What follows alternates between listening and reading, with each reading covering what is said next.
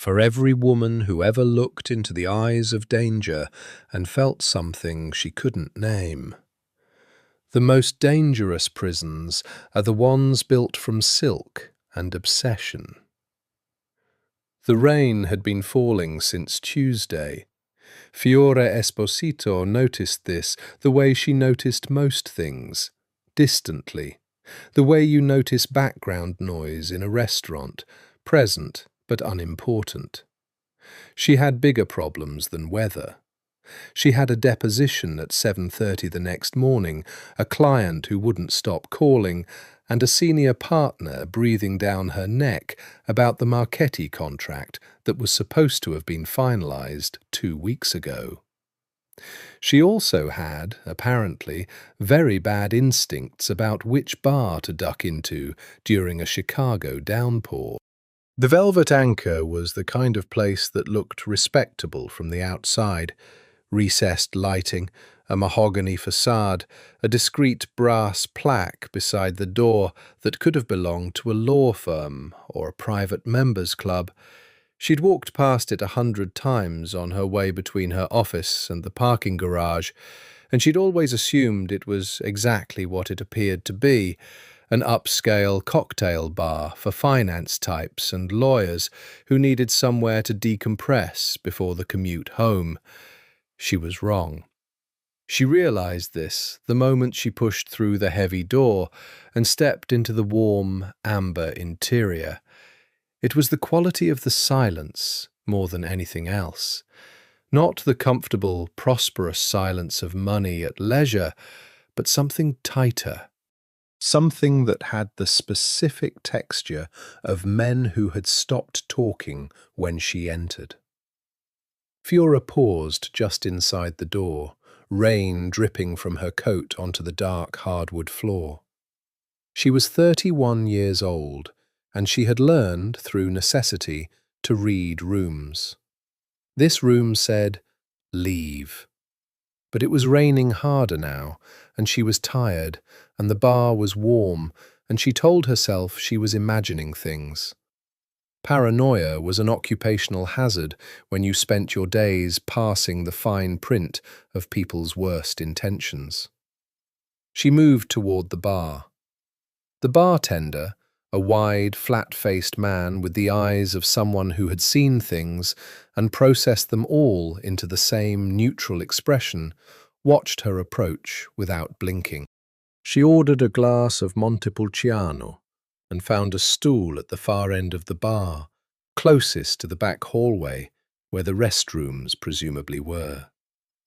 There were maybe 15 men in the bar. She catalogued them without appearing to. Older men, mostly, in good suits. No groups of friends. No one laughing. A few of them glanced at her with expressions she couldn't quite classify.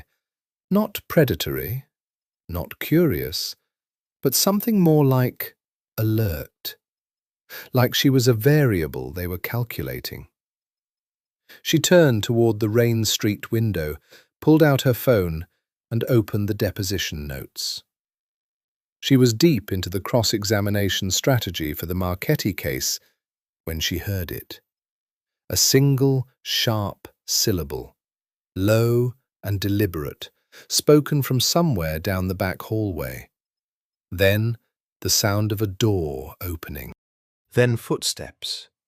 2 sets, she thought, uneven, one of them reluctant. She didn't look up. She should have left. Even later, when she had time to replay it all, she understood that this was the moment, the still point where the entire axis of her life began to tilt. She should have paid for the wine she hadn't touched, pulled her coat on, and walked back out into the rain. She should have chosen wet over whatever was about to happen. Instead, she dropped her phone. It skittered off the edge of the bar stool and landed somewhere behind her, sliding toward the hallway. She swore under her breath and climbed down to retrieve it, rounding the small partition that separated the main bar area from the back corridor.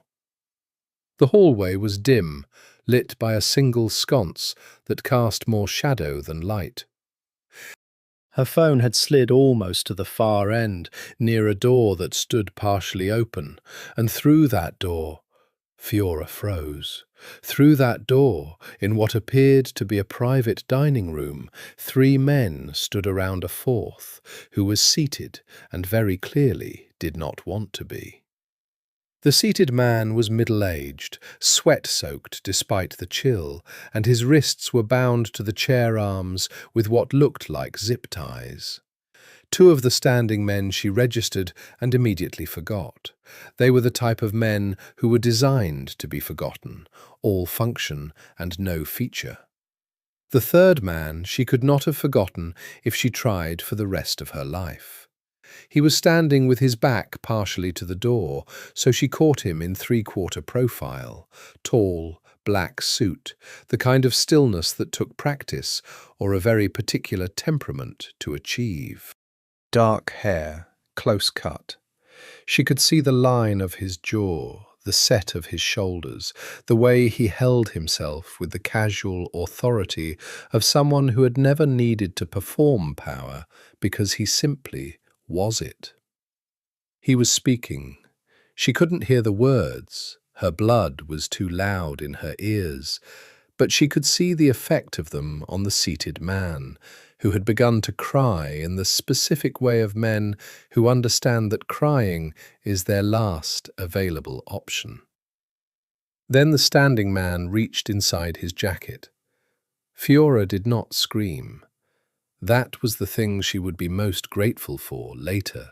She did not scream, she did not gasp, she did not make a single sound. What she did was stumble backward, 1 step, involuntary, her heel catching the uneven floorboard with a sound like a small gunshot in the narrow hallway. The man in the black suit turned. His eyes found her in an instant. In the dim light they appeared dark, depthless, the colour of deep water over dark sand. They moved across her face with the efficiency of a scan, cataloguing, assessing, concluding, and she understood with absolute primitive certainty that she had made the worst mistake of her life. Behind her, the flat-faced bartender appeared. She heard him before she saw him, heard the soft sound of his footstep, and knew without turning that there was no way out. The man in the black suit said, quietly, to someone she couldn't see, "Bring her in." His name was Nero Falcone.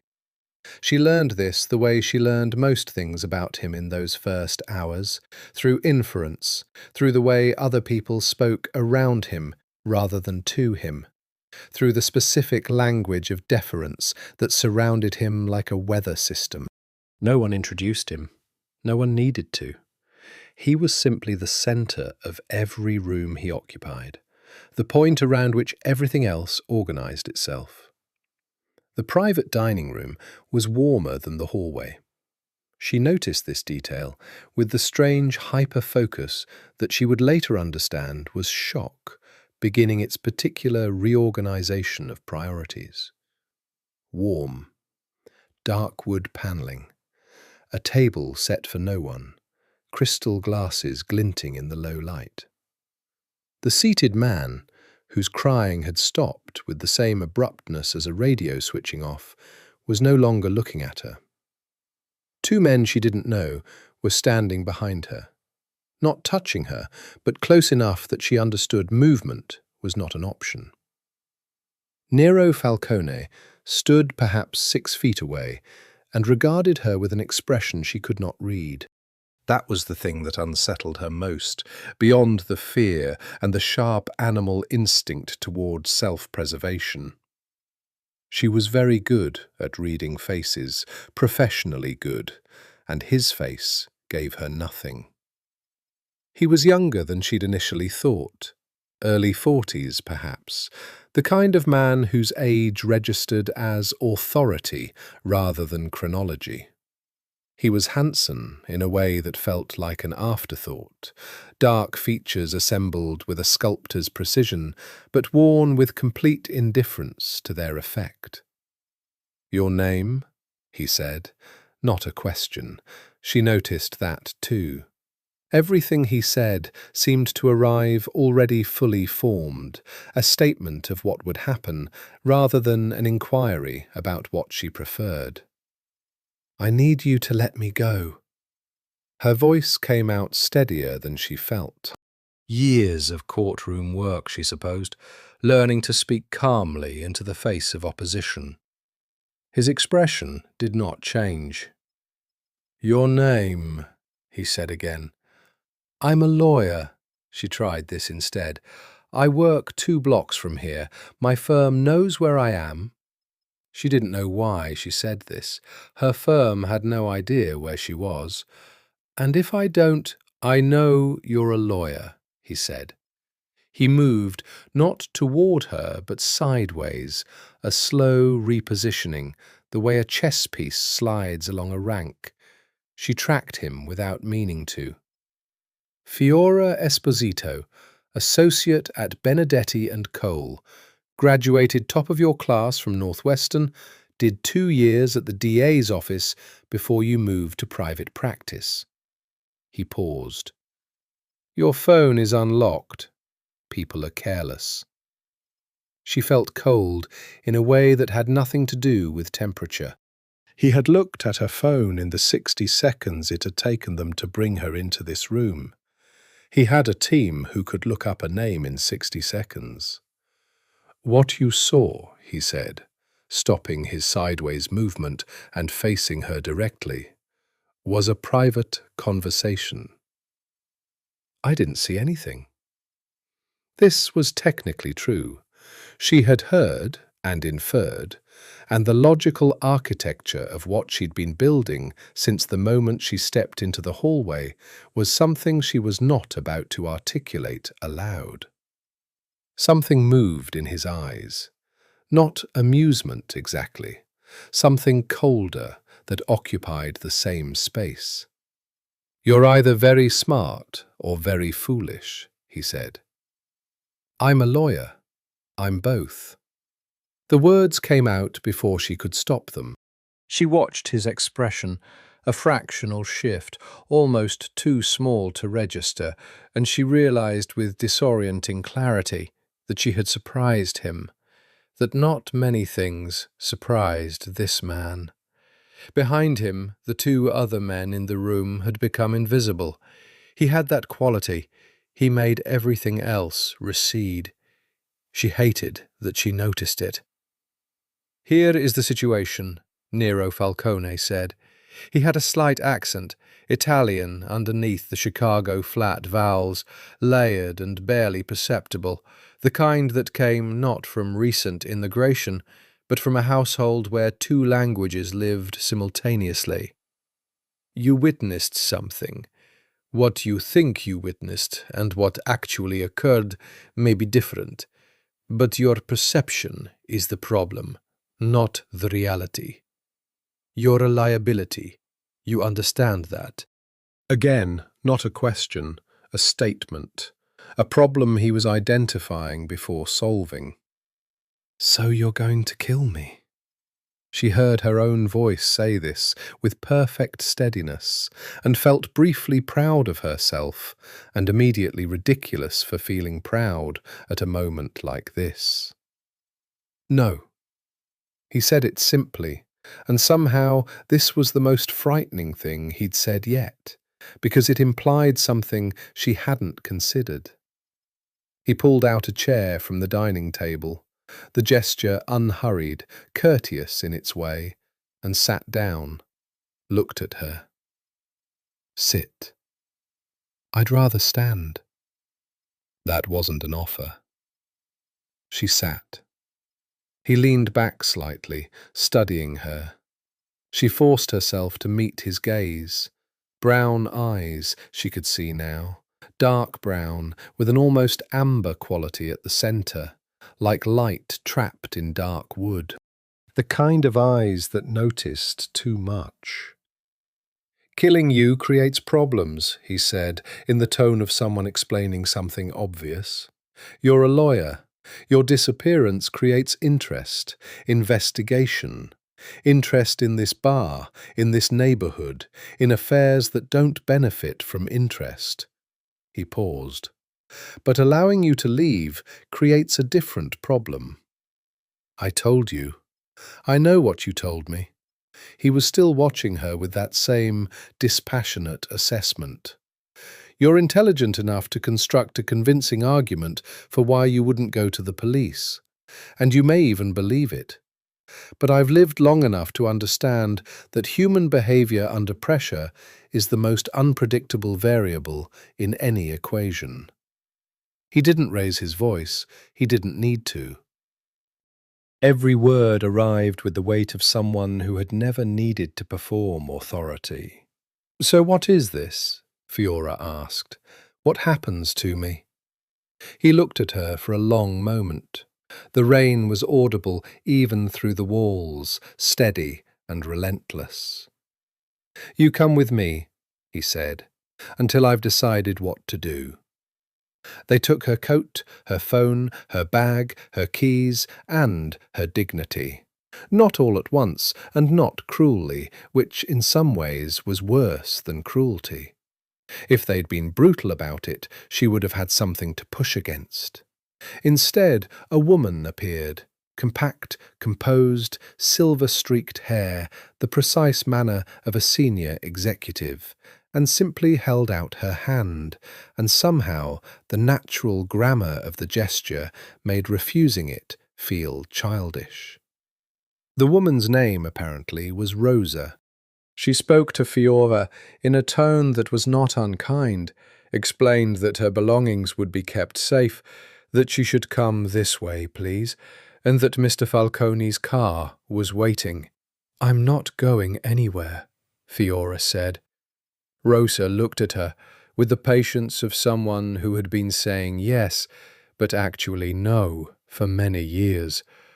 Of course, she said, in a tone that meant, we both know better.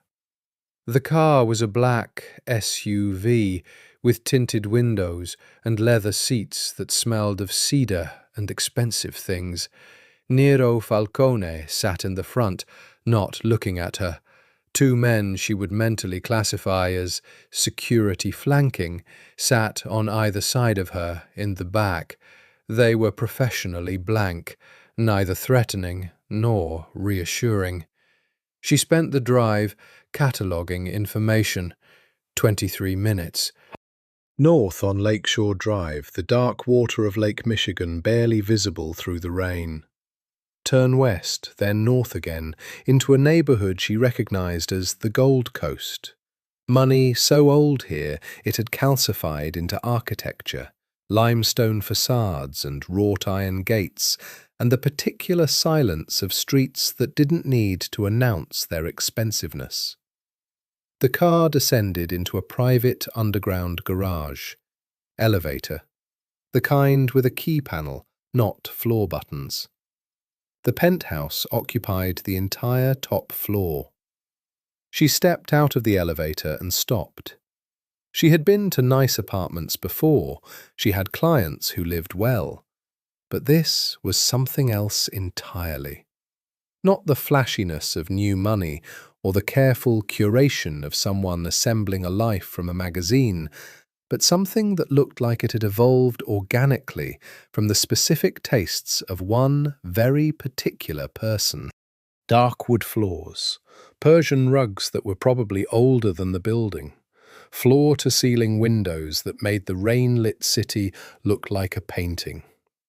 Art on the walls that she couldn't catalogue quickly, but that all had the quality of things acquired because they meant something, rather than because they were impressive. And books, everywhere, built-in shelves lining an entire wall of the main room, filled with books that had the worn spines of things actually read rather than displayed. She hated that she noticed this. She hated that anything about this man's space could register as interesting or human, when he had just had her taken from a bar against her will. Rosa led her down a hallway. A bedroom, a guest room clearly, tastefully furnished, a bathroom attached. "There are clothes in the wardrobe that should fit," Rosa said. "Mr. Falcone will speak with you in the morning. I want to speak with him now." Rosa looked at her with the expression of someone who found this charming. "Good night, Miss Esposito." The door closed. Fiora heard no lock turn, which either meant they trusted the circumstances to contain her, or they knew she was smart enough to understand that trying to leave would be pointless. She tested the window. It opened onto a 20-story drop and a wind that would peel the skin off her face. She sat on the edge of the bed and made herself breathe. All right. She ran through it like a brief. Facts first. She was a lawyer kidnapped by. She sorted through what she knew, what she'd inferred, what the evidence of the last 2 hours suggested. A man who was clearly at the top of something organized and dangerous. He hadn't hurt her. His stated logic for not killing her was actually coherent, which was either reassuring or more frightening than the alternative. She had no phone, no way to contact anyone, no knowledge of what she'd actually witnessed beyond the impressionistic collage of a dim room and a restrained man and a hand reaching inside a jacket. She stood, went to the window and looked at the city spread below her in the rain. Somewhere down there, her apartment, her cat, her assistant Asher, who would call when Fiora missed the morning meeting and get no answer. How long before someone looked? Long enough, she supposed. She was single, lived alone. Her parents were in Naples. She had friends in the city, but not the kind who would immediately call the police at a missed check-in. She worked in a world of busy people who assumed busy explanations for silence. She had time, was what she was telling herself, time and her brain, which was the best tool she'd ever had access to.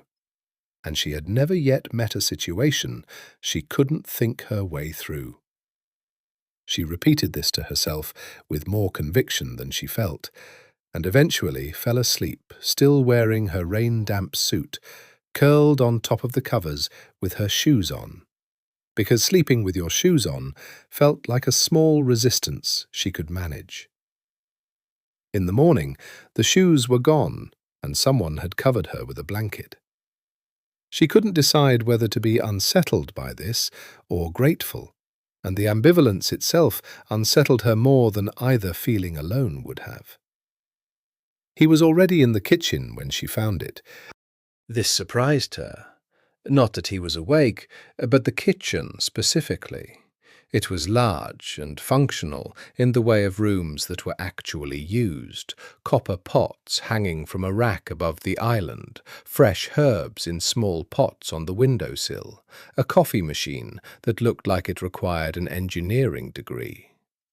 He was standing at the stove with a small espresso cup and what appeared to be a newspaper, actual newsprint, folded to the business section, and he looked utterly at home in a way she hadn't expected from a man who existed at the centre of violence. He glanced up when she appeared in the doorway, looked at her. She'd found clothes in the wardrobe as promised, a cashmere sweater and soft trousers in precisely her size, which was its own category of disturbing, and then looked back at the newspaper. "Coffee," he said. Not an offer, a statement of fact about what was available. She poured it herself because accepting service from him felt like a concession she wasn't ready to make. The coffee was extraordinary, which was deeply inconvenient. "I want to know exactly what happens to me," she said, sitting across the kitchen island from him. The morning light was different up here, broader. the city laid out pale and washed clean by last night's rain. Not later, now. He folded the newspaper with precise motions. You're safe. For the duration of the current situation, you'll remain here. The current situation. There were people who would use you against me if they knew you existed, he said. You walked into that bar. You saw enough to be valuable as leverage, even if you didn't understand what you saw. Until that concern is resolved, moving you is a risk I'm not willing to take. Fiora studied him. In the morning light, he looked slightly different. No less formidable, but more dimensional. The dark suit of last night had been replaced with dark trousers and a shirt with the collar open, sleeves rolled below the elbow. She could see a partial tattoo on his left forearm, something that disappeared beneath the fabric.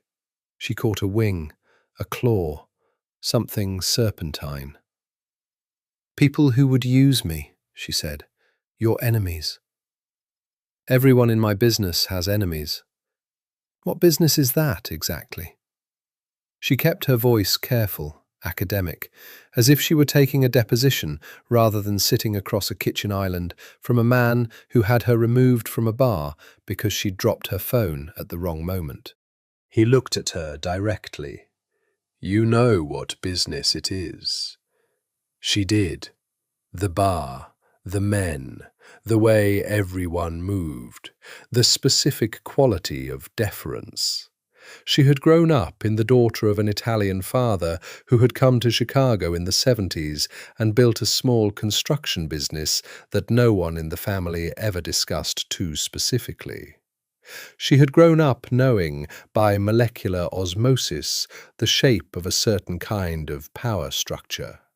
She had gone to law school specifically to stand on the other side of that structure. How long? She asked. A week, perhaps 2. She felt the specific horror of this settle into her chest. A week, 2. Asher would call. Her clients would call. The Marchetti deposition was tomorrow morning, and she had no way to be there. And if she wasn't there... My clients, she started, will be contacted.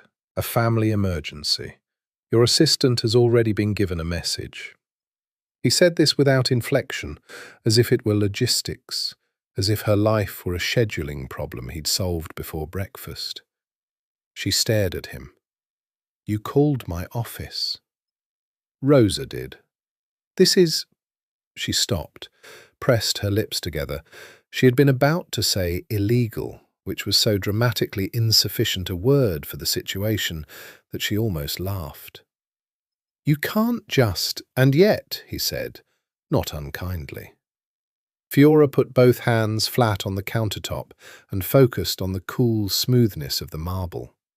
She was furious. She could feel it moving through her in waves, clean and bracing. And she was also afraid, which she was refusing to allow to the front, because fear was not useful here. I'm going to need to work, she said, when she felt composed enough. If I disappear for 2 weeks, I lose clients. I have ongoing cases. I need access to my files and my email. He watched her. This was something she was already learning about him, the way he registered information with his eyes rather than his face, so that his face told her nothing, while she had the distinct sense that very little escaped his notice. I'll arrange a laptop, he said finally. Limited access. What does limited mean? It means what you need to maintain your work, without the ability to communicate my location or yours. She wanted to argue with this, but recognized the framework was more than she'd expected to get. She filed it as a partial victory. And I want to know what you said to my assistant. That you have a family emergency in Italy, and you'll be in contact when you can. He picked up his espresso. It's plausible. You have family in Naples. She felt the cold of it again. how thoroughly he'd looked at her phone, or how thoroughly someone had briefed him in the time between the bar and the penthouse. "You know a lot about me," she said. He looked at her over the rim of the small cup. "I know everything about everyone in my immediate environment. It's not personal." Something about this, delivered with such complete matter-of-factness, made the fear flicker and a strange, inappropriate amusement spark in its place. "Not personal," she repeated. "Does that bother you?" "Being kidnapped bothers me. The particulars are secondary." And there it was again, that almost invisible shift in his expression, that fractional movement she was beginning to catalogue as the closest thing he had to surprise. She was interesting to him, she realised. Not in any way she welcomed, but she was a variable he hadn't expected. "Eat something," he said, and pushed a plate of sliced fruit and a piece of bread toward her. "You haven't eaten since yesterday afternoon." She didn't ask how he knew this. She ate the bread because she was starving, and because eating was also a small act of control. Then she looked at him across the counter and said, quietly and precisely, "I will find a way out of this." Nero Falcone looked at her with those dark, amber eyes. "I know," he said simply. "I'm counting on it to keep things interesting." By the fourth day, she had mapped the penthouse the way she mapped an unfamiliar courtroom, not obsessively, but precisely. 4,200 square feet, 4 bedrooms, each with its own bathroom, a kitchen large enough to constitute a professional operation, a study that was kept locked, which she'd tested once out of principle, a room she thought of as the war room. She never saw inside it, but men came and went through it throughout the day, with the purposeful energy of people managing something ongoing. A terrace that ran the south and east sides of the building, currently cold but present, accessible through the main room's glass doors. She also mapped the people. Rosa was the axis around which the domestic operation rotated. Efficient, warm in the way of professional warmth, quietly implacable. She answered some of Fiora's questions and redirected others with such seamless grace that Fiora often didn't realize she'd been redirected until later.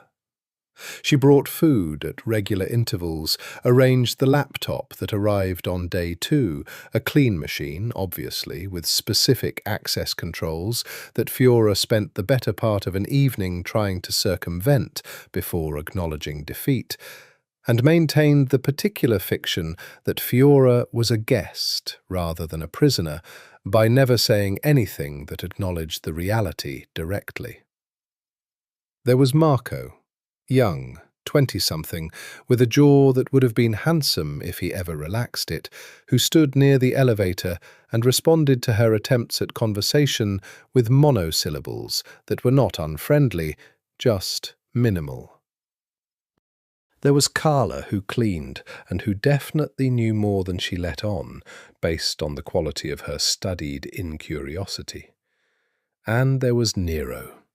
He was there in the mornings, always up before her, always in the kitchen or on the terrace with coffee and whatever he was reading or thinking. He was there in the evenings, sometimes. During the day he disappeared into the locked study or left entirely, and when he left, a different quality of air came into the apartment. Not relief, exactly, but a loosening of something she hadn't consciously realized was held tight. When he was present, she was aware of him in the specific way of an approaching weather system. Even in another room, even when she couldn't see him, there was a quality of attention she could sense. Not surveillance exactly, though surveillance was certainly happening through other means, but something more particular than that. On the 4th evening he came into the main room where she was working, actually working, cross-referencing case documents with the careful eye of someone performing triage, and sat on the opposite end of the long leather sofa without comment. He had a glass of whiskey she hadn't heard him pour, and a book whose cover she couldn't see, and he simply read. She waited for him to say something. When he didn't, she went back to her documents. They sat in silence for an hour. It was the strangest hour of her captivity, because it was also, in a way she fiercely resented acknowledging, not unpleasant. She was a person who liked quiet, who found other people's noise exhausting, and his silence was, peculiarly, not intrusive. It had the quality of someone whose presence you could coexist with. "What are you reading?" She didn't know why she asked. She hadn't intended to. He turned the book toward her. The Leopard, by Giuseppe Tomasi di Lampedusa. Italian, she thought, of course. "Have you read it?" he asked. "In school, my father made me." "Your father had good taste." He went back to the book. She watched him for a moment, the way his eyes moved across the page with genuine focus, the loose angle of his shoulders that was as relaxed as she'd seen him, the whiskey glass balanced on one knee, and then made herself look away. "Tell me about the man in the chair," she said. His eyes didn't move from the book. "No." "Was he alive when I left?" A pause. She could see him deciding something. "Yes," he said. She breathed through this. "What did you do to him?" Now he looked up, those dark eyes across the length of the sofa between them. "I had a conversation with him. He was restrained because he was not likely to sit still for a conversation otherwise." "And the gun?" A pause, longer than the others. There was no gun. She thought about this, ran through the frame of what she'd actually seen, the reaching inside the jacket, the angle, what she could and couldn't confirm. She was a lawyer. She knew the difference between what a witness sees and what they think they see. "What was it?" she asked. He studied her for a moment. Then, unhurriedly, he reached into his own jacket and produced a folded piece of paper, which he held out toward her. She stood and crossed the distance to take it, the closest she'd been to him since that first night, and she was aware of this, of the warmth of his presence at close range, of the way he watched her hand take the paper from his. She unfolded it. A document, numbers, account references, something financial. She couldn't decode the specifics quickly, but understood the general architecture. "The conversation I was having," he said, "was about money that belonged to other people." She handed the paper back. He didn't take it immediately. Their fingers were adjacent for a moment, not touching. She stepped back. "That's not as clean as you're making it sound," she said. "No," he agreed. "It isn't." He said this with the even candor of someone who didn't need things to be clean, who had made peace long ago with the particular moral landscape he occupied. She went back to the sofa, picked up her document, set it down again. "Do you know what you are?" she said, not looking at him. "Yes," he said. "Do you?" She looked at him then. He was watching her over the top of The Leopard with that dark, attentive gaze. She had the sudden sense that this question was not what it appeared to be, that it was him asking her something else entirely, something beneath the words, something she wasn't ready to answer. "Good night," she said, and gathered her papers and went to her room. She sat on the bed in the dark and told herself that she was not thinking about him. She was almost convincing. On the 6th day, Someone tried to get in. She was in the kitchen around midnight. She couldn't sleep, kept replaying the deposition she was missing and the fraying edges of her practice, when the sound reached her. Not dramatic, a sequence of tones from what appeared to be a panel near the elevator, followed by a specific quality of silence, followed by voices in another part of the apartment, low and quick. She stood very still. The voices moved through the walls the way sounds do in large buildings, directional but muffled, all urgency and no content. Then one of them, she realized, was Nero. She knew his voice now in the specific way you learn voices that have authority over your circumstances, lower than the others, unhurried even in whatever was happening. She moved to her doorway and looked into the hallway. Marco was at the far end, speaking quietly into a phone.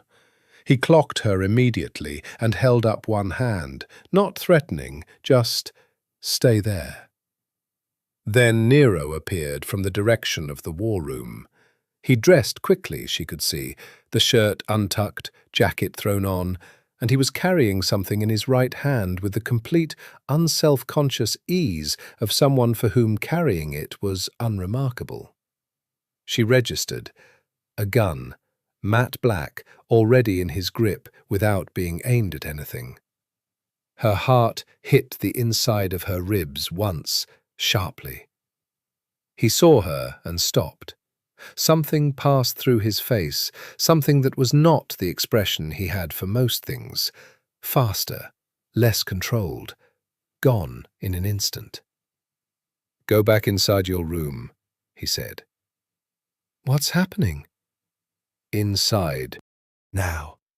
He said it quietly, and the quiet was somehow more imperative than shouting would have been. She went back inside. She heard footsteps, multiple sets, coordinated, and the specific sounds of whatever was happening being managed.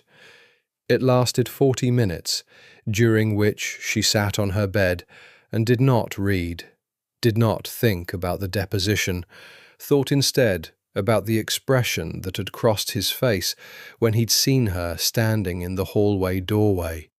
Something protective. She'd analysed it in the moment and then refused the analysis because the analysis was inconvenient. But there it was. Something in him had shifted when he saw her standing there exposed, something that was not calculated or political, but immediate and instinctive, and she did not know what to do with this information. At 1 in the morning he knocked on her door. She almost didn't say "come in," and then she said it, because she wanted, needed to know. He stood in the doorway. No gun visible now. His face had resumed its usual quality of careful control, but there was a residue of something around the edges. Not fear, she didn't think he experienced that in any form she'd recognize, but alertness still running a little hot. "There was a threat," he said, "credible but contained. It's resolved." "Contained how?" He looked at her for a moment. "The way things in my world are contained." She absorbed this. "Was it because of me? Someone found out?" "No, this was unrelated to you. Pre-existing business." She nodded. She was still sitting on the bed, dressed because she'd never properly undressed, and he was standing in the doorway, and the space between them felt different than it usually did, more charged. The residual adrenaline of whatever had happened still moving in the air between them. "Are you all right?" she asked. He looked at her as if she'd said something in a language he recognized but rarely heard. "Yes." "Does anyone ever ask you that?" A long pause. "No." "That sounds lonely," she said, without thinking, without strategy. She watched him absorb this, the fractional thing in his expression, not surprise exactly, Not anymore. She'd surprised him enough times that he'd adjusted the calibration, but something more exposed, like she'd found a seam in the armor and pressed gently. "Sleep," he said. "You're safe." He pulled the door closed before she could say anything else. She stared at the dark wood of it for a long time. The next morning she found a single red rose on the kitchen island when she came down for coffee. No note. Rosa said nothing about it. Marco looked studiously at the middle distance. Nero was already in his study. She put the rose in the glass with the herbs on the windowsill and told herself it meant nothing. Then she spent the better part of an hour catching herself looking at it. She was losing her mind. That was the rational explanation. Stockholm Syndrome had an established psychological basis, and she was a highly educated person who could recognize the mechanism for what it was. Trauma bonding, transference of agency, the mind's tendency to find connection in confinement. This was textbook, and she was smart enough to know it, and knowing it would protect her. She drank her coffee and looked at the rose and did not feel protected. He came out of the study at noon and found her at the kitchen island with her laptop. He poured coffee, leaned against the counter at an angle that was not quite facing her and not quite turned away. "You said lonely," he said. She looked up. "What?" "Last night. You said it sounds lonely." He was looking at the window, the city bright and cold and distant beyond the glass. "Why did you say that?" She considered her answer carefully. "Because you're the center of everything in this apartment, and nothing is directed at you. Everyone waits for you to speak. No one asks you anything. You receive information. You don't volunteer it." "That's not—" She stopped. "That's not a relationship with other humans. That's a position." He was quiet for a long moment. She could see him processing. This was something she'd learned about him, that he processed things thoroughly before responding, that his silences were not absence, but presence. "You're very observant," he said finally. "I'm a lawyer. You keep saying that. It keeps being relevant."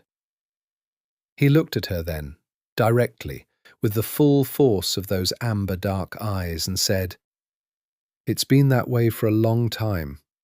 Long enough that I don't register it as lack." She held his gaze. "But you registered what I said." A pause. Then, almost to himself, "Yes, I did." On the 8th day, he took her somewhere. This itself was a surprise. She'd begun to understand the penthouse as the totality of her available world, a gilded but finite space, and the idea of going outside it, even under armed escort, had the strange excitement of novelty that she recognized as a symptom of confinement. "Where are we going?" she asked in the elevator. "Out." He was in a dark coat, a scarf at his throat that she noticed without meaning to, cashmere, navy, the kind of detail that revealed the precise level at which he lived. "You haven't left the apartment in 8 days. Rosa tells me you haven't been sleeping." "Rosa tells you things about me." "She tells me what I need to know to keep you healthy." He said this without particular inflection, and she couldn't tell whether it was cold or caring or simply functional. "So this is welfare management." He looked sideways at her in the elevator. "This is a gallery." The car took them to River North, the art district, galleries tucked between restaurants, the particular mix of aesthetic and commerce that Chicago did quietly and well. The gallery they entered was small and exclusive, and the woman who met them at the door knew Nero by name and showed them in with the specific warmth that money and authority produce. The exhibition was photographs, black and white, large format, architectural, Sicilian villages, coastline, ancient walls. She walked through the rooms and felt them as physical things, the salt air implied in the grain of the images, the quality of light that was unlike Chicago light. Nero moved through the gallery with a different quality than he moved through his penthouse. Slower, more open. He stopped in front of a large print of a cliff face above the sea, somewhere in the south, she could tell from the quality of the rock, and looked at it with an expression she hadn't seen on him before, something almost private. "You're from Sicily," she said. He was quiet for a moment. "My father was from Palermo, my mother from Chicago. I grew up between them." He looked at the photograph. "I haven't been back in 12 years. She almost asked why. She could see from the set of his shoulders that the 12 years held something she would not be told. Instead, she said, "My father is from Napoli. I went back once when I was 9, and I understood for the first time why Italian food in America is always a little sad." He looked at her then, and the corner of his mouth moved, barely, the most minimal suggestion of a smile, but it changed his face completely, made him suddenly and devastatingly human. She turned away before she could take it too fully in. They moved through the gallery in a silence that felt different from all the other silences, less like containment and more like company. She noticed that Marco and another man she didn't know were positioned at the gallery's entrance and exit, visible if you looked, invisible if you didn't. The gallery's other visitors, 4 of them scattered, moved around them with the unconscious deference that powerful men in well-fitted clothes produce without effort. At the far end of the gallery, before a photograph of a woman standing on a rooftop with the sea behind her, Nero stopped beside her. "Why law?" he asked. Not the way someone makes conversation, but the way someone who wants to know asks a question. She looked at the woman in the photograph. "My father's world was," she hesitated, "adjacent to yours." She felt him still beside her. "Not directly," she added carefully. He ran a construction company, legitimate, I think, mostly. But the world he moved in, the people around it, I grew up knowing what certain things looked like, what they meant." She paused. "I went to law school because I wanted to be on the side of the ledger that had rules, structure, something you could point to and say, 'This is the line.' And now you're here," he said quietly. "Now I'm here." She exhaled. "You're not what I expected." "What did you expect?" She thought about it honestly. "Something cruder, less—" She stopped herself. "Less what?" She shook her head. She wasn't going to say less human. She wasn't going to say less like someone I could talk to.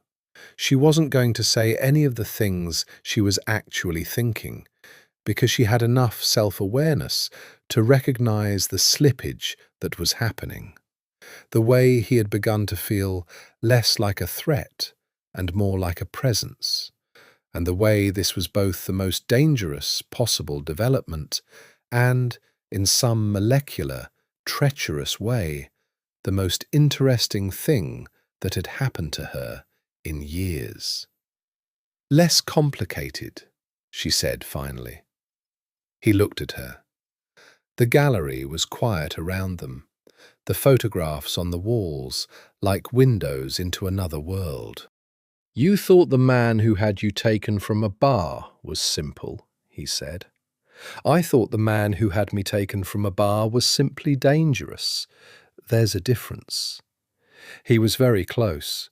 She hadn't noticed them drifting to this proximity, but here it was, a foot of space between them, close enough to catch the cedar and something scent of him, close enough to see the precise darkness of his eyes in the gallery's clean white light, close enough that this felt like something she was choosing rather than something happening to her. She stepped back. He let her. "We should go," she said. "Yes," he agreed, and neither of them moved for another 5 seconds, which she counted, which she refused to attach meaning to.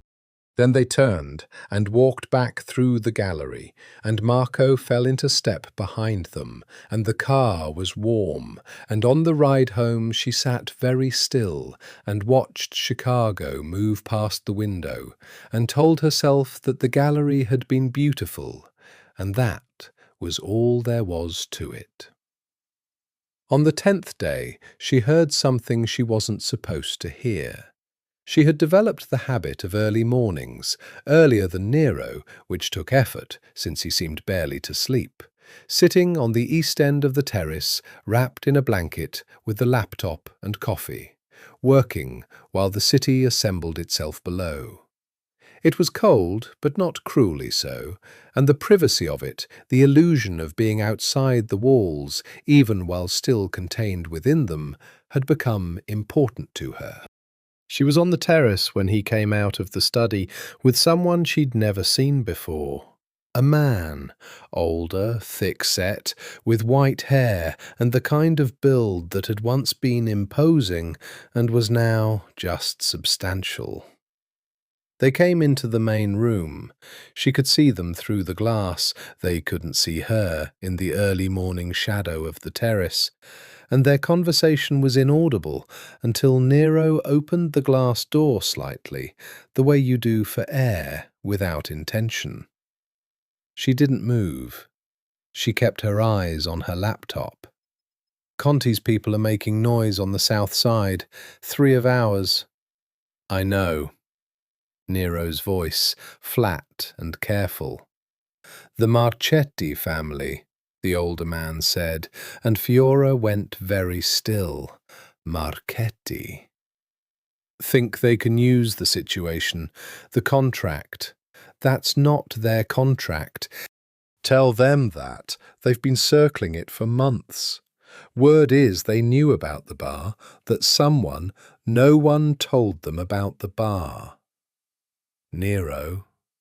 The older man's voice shifted, went careful.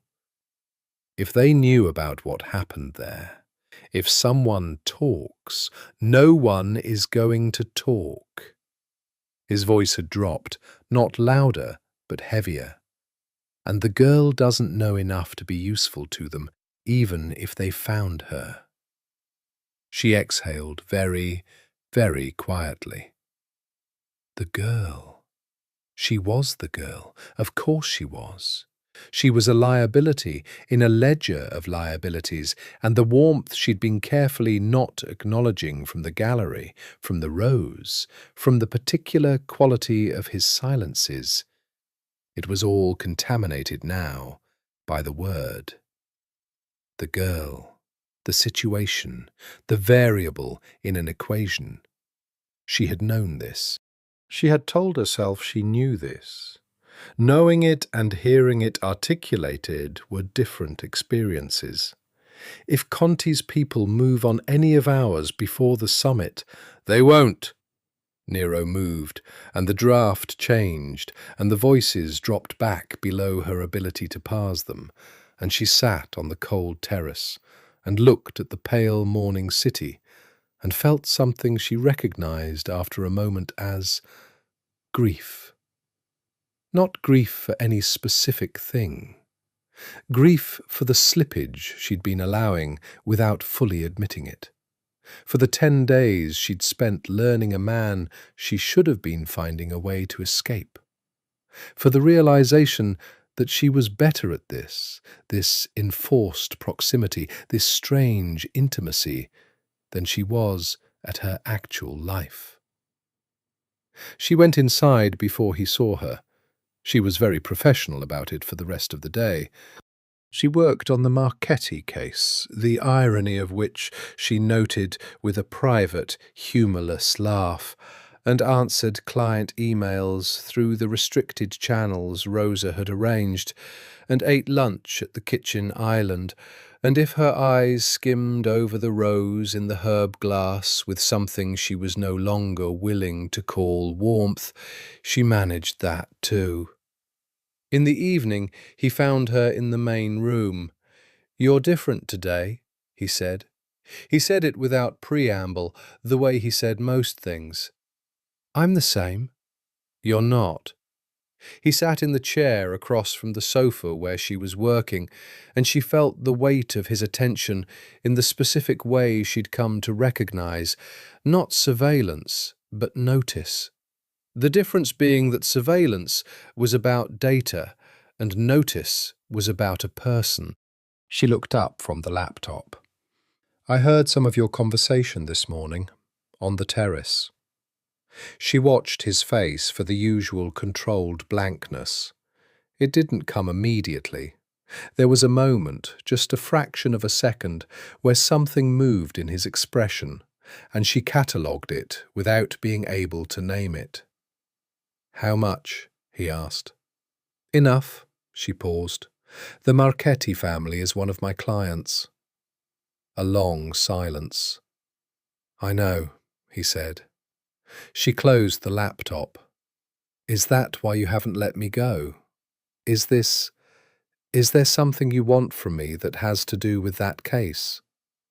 He leaned forward slightly, elbows on his knees, the posture of someone engaged rather than dismissive. "No, I told you why you're here. It has nothing to do with Marchetti, and nothing to do with your practice. You are in the wrong place." She looked at him steadily. "I heard you say, 'the girl,' this morning." He was very still. "Is that what I am?" she asked. Not accusatory. She was genuinely asking. "A variable you're managing?" He stood, and she tensed instinctively, and then he was crossing the room in 3 slow strides and sitting on the other end of her sofa, not close, but the same surface, same latitude, and saying quietly, "No." "Then what?" He was looking at his hands for a moment, and this was the first time she'd seen him look at something other than whatever he was focused on. The first time she'd seen something like hesitation. "You are the most unexpected thing that has happened in this apartment in years," he said, "and I am not someone accustomed to unexpected things." She studied his profile, the clean line of it, the shadows the lamp threw, the way he sat as if he'd grown out of wherever he was, rooted. "Nero." She used his name for the first time. It came out lower than she intended. He looked at her. "The situation you keep referring to," she said, "when it ends, what happens to me?" He held her gaze for a long time, long enough to feel like something was being said beneath the silence, something that hadn't found its words yet. "You go back to your life," he said, "exactly as it was." She didn't know why this felt like a loss. She absolutely refused to examine why this felt like a loss. She nodded, looked back at the closed laptop, and said, "All right." He sat there for another hour. Neither of them said anything. The city moved in the windows. Outside, something was always happening in his world, and tonight, for an hour, he sat on the edge of her sofa and let something else happen instead. The call came on the 12th day, and it shattered things. She was in her room when she heard it, not the call itself, but its aftermath, the rapid percussion of footsteps and the change in air pressure that meant multiple people moving urgently through a space designed for the opposite. She opened her door and found the hallway different. Two men she'd never seen, positioned at intervals, and Marco's face carrying the tight, specific expression of someone managing bad information. "What happened?" she asked. "Stay in your room, Miss Esposito." She stayed in the hallway. "What happened?" Rosa appeared from the direction of the main room, and her face, usually smooth with professional composure, was carrying something strained. "There's been an incident," she said. "Please, just where is he?" She heard herself ask this, and noted from a distance that she had moved from Falcone to he in her interior grammar without noticing when. "He's fine," Rosa said, and Fiora exhaled. "But he's occupied. Please, Fiora." The first name. Rosa used it when she wanted her compliance, she'd learned. She went back to her room and sat on the bed and looked at the ceiling and waited. It was 3 hours before she heard his footsteps in the hallway, unhurried as always because he did nothing in a hurry. Her door was open. He stopped in the doorway. He had blood on his shirt. A dark stain on the left shoulder, already dried and oxidized. He was otherwise uninjured as far as she could see, and she ran her eyes over him with the specific attention of someone checking for damage, and hated herself mildly for the relief when she found none. "Are you hurt?" she asked. He looked down at the shirt briefly, as if he'd forgotten about it. "Not mine."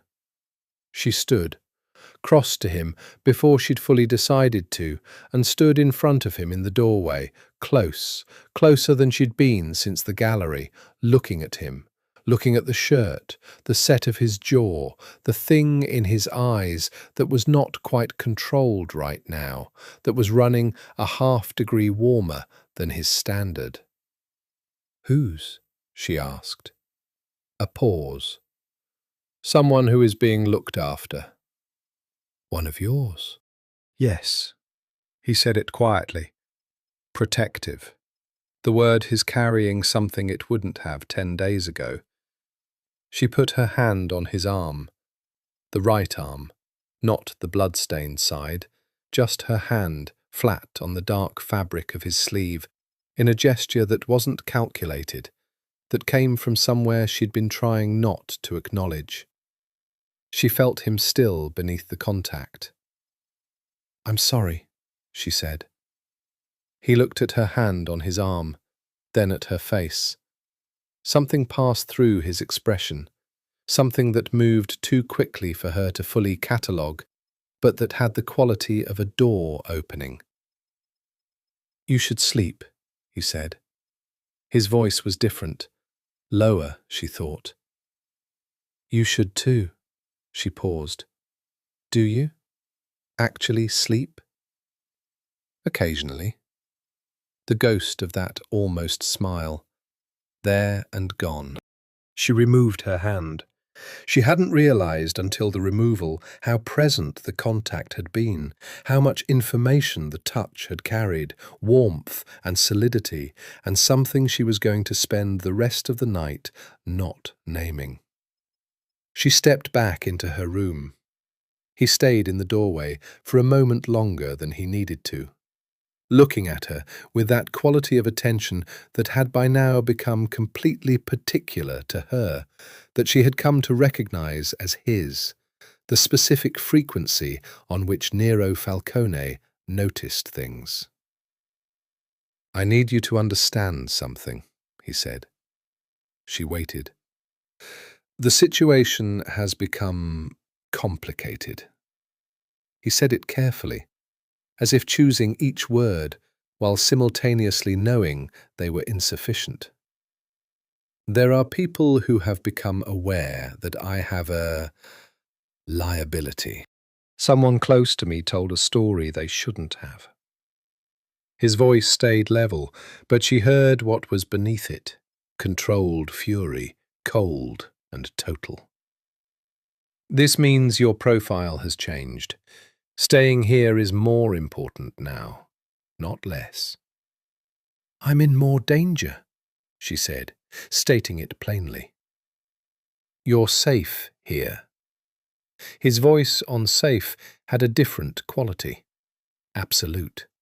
Final. As if safety were a thing he could decree into existence through sheer will.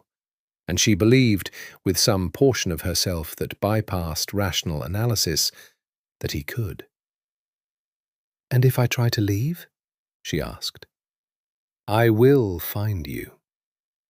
He said this not as a threat, but as a declaration of fact, the same tone in which he said everything, as a statement of the world as it would be. Within the hour. She looked at him. I believe you. Good, he straightened. Sleep, Fiora. He used her name. She processed this after he was gone, lying in the dark, wide awake, acutely conscious of the fact that this was the first time he'd said her name, that it had arrived in his voice with a specific weight, a care, a quality she was not going to attach a label to, because any label she could reach for was one she absolutely could not afford. She slept eventually, and when she slept, she dreamed of Sicilian coastline and dark eyes and a man who blocked out everything behind him the way a cliff does the sea. On the 14th day, he made dinner. She came into the kitchen at 7 and found him there, actually at the stove, actually cooking, in a state that reconfigured her understanding of him in some fundamental way that she was probably going to regret. The black jacket was gone, his sleeves were rolled to the elbow, and she could see more of the tattoo now.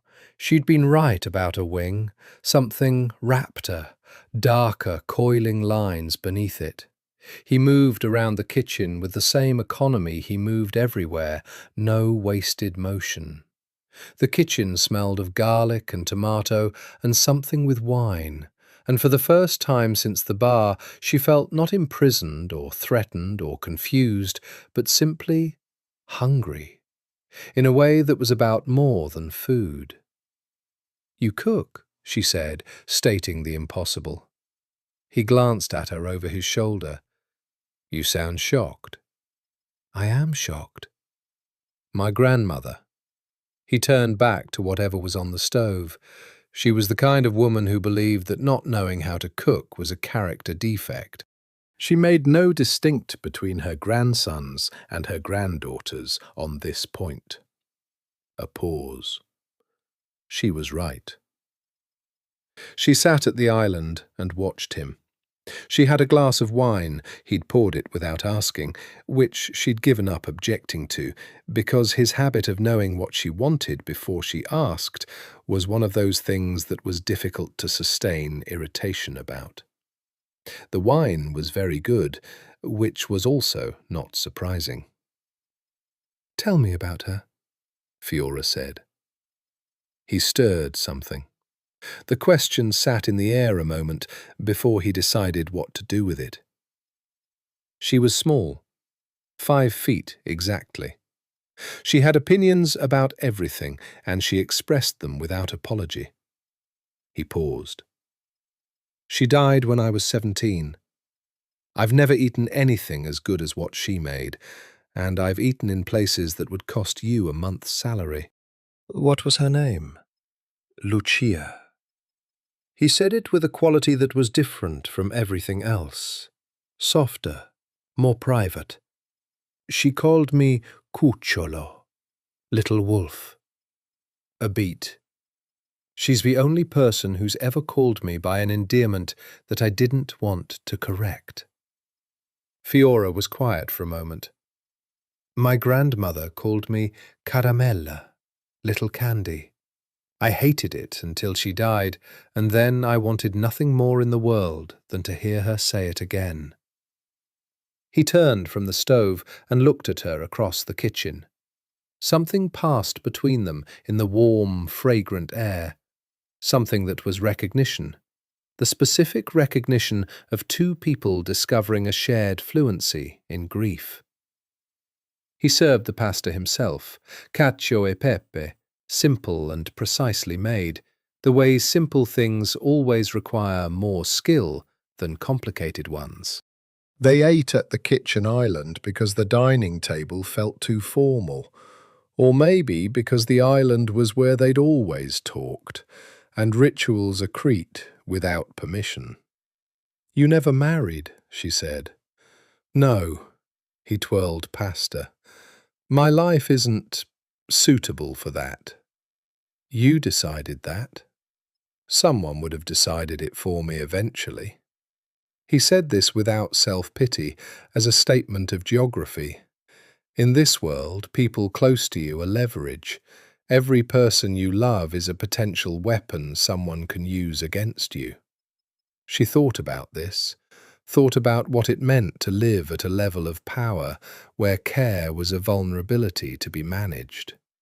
"That's a very lonely way to think about love," she said. "It's an accurate way. It's one way." He looked at her. "You have a relentless habit of arguing with my conclusions. I have a professional habit of examining evidence." She paused. "You're not currently acting like love is only a weapon.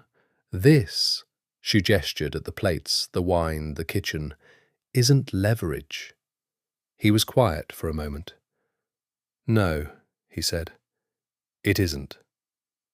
They looked at each other across the plates and wine glasses and 14 days of accumulated understanding that neither of them had agreed to accumulate. Outside, Chicago was dark and alive, and up here in the penthouse, it was possible to feel as if the city were another country, as if the world that required him to be what he was existed at the other end of an impossible distance. "Nero," she said. "Yes." "If things were different," she stopped. She didn't know how to finish this sentence. More importantly, she didn't know if she should. He finished his wine. "If things were different," he said slowly, "I would have met you in a courtroom or at a party, and I would have found a reason to talk to you, and I would have made a very poor impression, because I am not—" He paused, choosing his words with that careful deliberation she'd come to know. "I don't do this well. The ordinary things, the normal grammar of how people meet." She felt something in her chest do what she recognized as a structural change, the way a room feels different after a piece of furniture has been moved, the same space but differently shaped. "You do this fine," she said quietly. He looked at her. Long, deep, reading her the way he read everything, not extracting data, but actually reading, comprehending, the way you read something that matters. Then he said, "You're not a prisoner." She frowned slightly. You haven't been, for some time." He sat back. "I think you know that." She did know that. She had known it since approximately day 7, when she'd started to understand that what kept her was not the absence of exits, but the presence of something she kept refusing to name. The realization, placed in front of her now in plain language, was both clarifying and terrifying. She was here because some part of her had chosen to be here. And when that part had made its decision, she wasn't sure. "I should be afraid of you," she said. "Yes," he agreed. "I'm not." "I know." He said this with something careful in it, something almost tender. "That's what frightens me."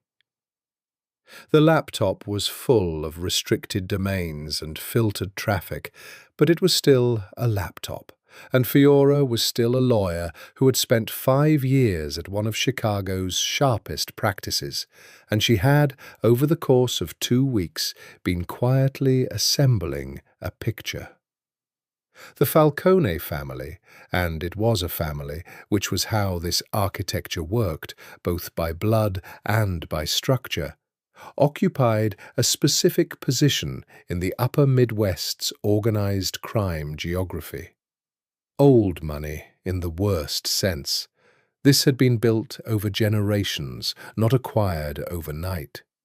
Chicago, parts of Detroit, certain interests in New York that interlocked with older structures from the East Coast. The name Falcone didn't appear in any legal document she could access, which was itself information. Men who left no paper trail were men who had learned at great expense how paper trails were made. She had also assembled, from inference and overheard fragments and the specific vocabulary of the people around her, a clearer picture of what had happened at the Velvet Anchor. The man in the chair had been named Paolo Setti. She'd heard the name once, dropped carelessly in a conversation that swung past her in the hallway. Setti was a mid-level figure in a competing family, the Conti operation, which was currently engaged in some kind of territorial renegotiation with the Falcones. He had been brought to the Velvet Anchor not to be harmed, but to be persuaded. The document Nero had shown her, the financial document, had been part of that persuasion. She had not, in fact, witnessed an assassination. She had witnessed a negotiation conducted in the idiom of men who used coercion as a first language. This did not make any of it legal. This did not make any of it moral. But it changed the shape of things in a way she couldn't entirely ignore, because she had spent 2 weeks calculating herself against the idea of a murderer, and now had to recalculate against something slightly different. A man who operated in violent spaces and used violence's vocabulary, but who had shown her, in 2 weeks of close proximity, a consistency of behavior she had not expected and could not easily dismiss. She told him what she'd worked out on the 15th day, sitting on the terrace in afternoon light that had turned suddenly warm, like the city remembering it had agreed to have a spring. "You weren't going to kill him," she said. Nero, who had come out with 2 coffees, and the posture that indicated he'd intended to sit in comfortable silence, settled into the chair across from her and looked at her without apparent surprise. "No." The document was a confession, something he'd signed. Something he'd already signed, weeks earlier, when he understood that signing it was preferable to the alternatives. He said this with the measured evenness of someone who understood that the alternatives being referenced were real, and that she understood this, and that they were both going to sit with that understanding without flinching away from it. "So the night I walked in," she said, he was being reminded that the confession existed. Reminded and relieved of some additional documentation that he'd been collecting, against his better interest. She drank her coffee, thought about this. The spring-adjacent sun was warm on her face, and somewhere below them the city was living its ordinary life, and she was 2 weeks into a captivity that had become something she didn't have a word for. "Nero," she said, "can I ask you something, and will you actually answer it?" He tilted his head slightly, which meant yes, she'd learned. "Why did you show me the document? That first night? You didn't have to. I would have filled in worse conclusions without it." He was quiet for a moment, looking at the city rather than her, and she watched his profile, the clean, definite lines of it, the way he held things in rather than outward. "I showed you," he said carefully, "because you were afraid, and I wanted—" He paused, choosing something. I didn't want you to be afraid of something that wasn't what you thought it was. You cared whether I was afraid. Yes. She put her coffee down. Why? He looked at her then. The afternoon light was clear on his face, honest in the way that unforgiving natural light always is, and what she saw in his expression was something she hadn't seen there before, or perhaps had seen and kept refusing to identify. Something wanting. Not in the way of someone accustomed to wanting and getting, but in the way of someone who has kept wanting carefully away from themselves for a long time and felt it resurface without warning. Because you walked into that bar and you were brave and furious and you kept looking at me like I was a problem you were going to solve, he said. And no one has looked at me like that since my grandmother. A pause.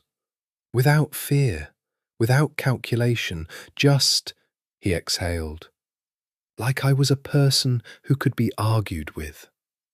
She felt this land, felt it fully, without the buffer of denial she'd been maintaining. You've been alone in this, she said, for a long time.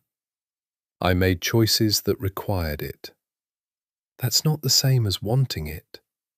He said nothing, but his eyes, watching her, were saying everything that his discipline kept from his mouth, a whole conversation in a frequency just below words, and she had, in 15 days, become fluent enough to hear it. She reached across the small table between them and put her hand over his. His eyes dropped to her hand. She felt him, very still, very present, the way the world becomes when something unprecedented happens. Then his hand turned, slow and deliberate, and his fingers closed around hers, and she let them, and neither of them spoke for a long time. Because the city was beautiful below them, and the sun was warm, and some things are better held than explained. She kissed him on the 17th day. In her later accounting of it, she was honest with herself. She chose to. It was not an accident, and it was not coercion, and it was not the outcome of any force external to herself. She had been building toward it since approximately the gallery, and she had been honest enough with herself, alone in her room on enough sleepless nights, to know it. It happened in the kitchen, because that was their place. The kitchen, where he made coffee and she pretended to work, and they conducted the running conversation that had no real beginning and didn't need one. She had come in to find him standing at the window, looking at the early evening city, and there was something in the angle of him, the slight bow of his shoulders, the particular quality of stillness that wasn't ease, but its opposite, that told her he was carrying something heavy. She came and stood beside him, looking at the same view, the lights coming on as the day pulled back, the lake in the distance going dark, the city arranging itself into its nighttime geometry. "Tell me what's happening," she said. "Summit tomorrow. The other families." She'd pieced enough together to understand this. A convergence of the city's power structure, the Falcones, the Contis, others she knew only by inference. High stakes. The culmination, she thought, of everything that had been in motion since the night at the bar. "Are you afraid?" she asked. "No." Said immediately, and she wasn't sure it was entirely true. Prepared. She turned to look at him in profile. He didn't turn.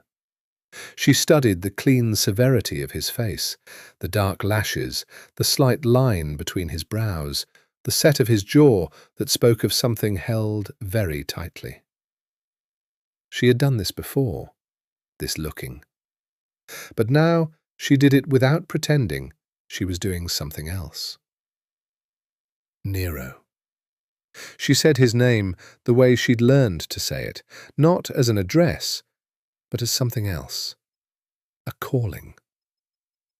He turned, found her already looking at him, and whatever he saw in her face made him very still. She lifted her hand and touched his jaw, just the edge of it, the point where the jaw met the neck, the tips of her fingers on the warm skin of him, and she felt him stop breathing. Fiora. Her name in his voice had a different quality now, not careful, not measured. Something pulled through. "I know what this is," she said quietly. "I know what all the reasons against it are. I've been making the list for 17 days. And I'm still here." She held his gaze. "And I think you know why." He lifted his hand, slowly, with the deliberateness of someone who understood that this was a line, and covered her hand where it rested against his jaw, pressed it there. His eyes were very dark, very close. "This complicates things," he said. "You seem to manage complicated things well." The corner of his mouth moved, that almost smile that she had come to understand was one of his most genuine expressions, because it happened in spite of everything. Then he moved, or she did, or they both did simultaneously, the way two things pulled toward the same point eventually close the distance.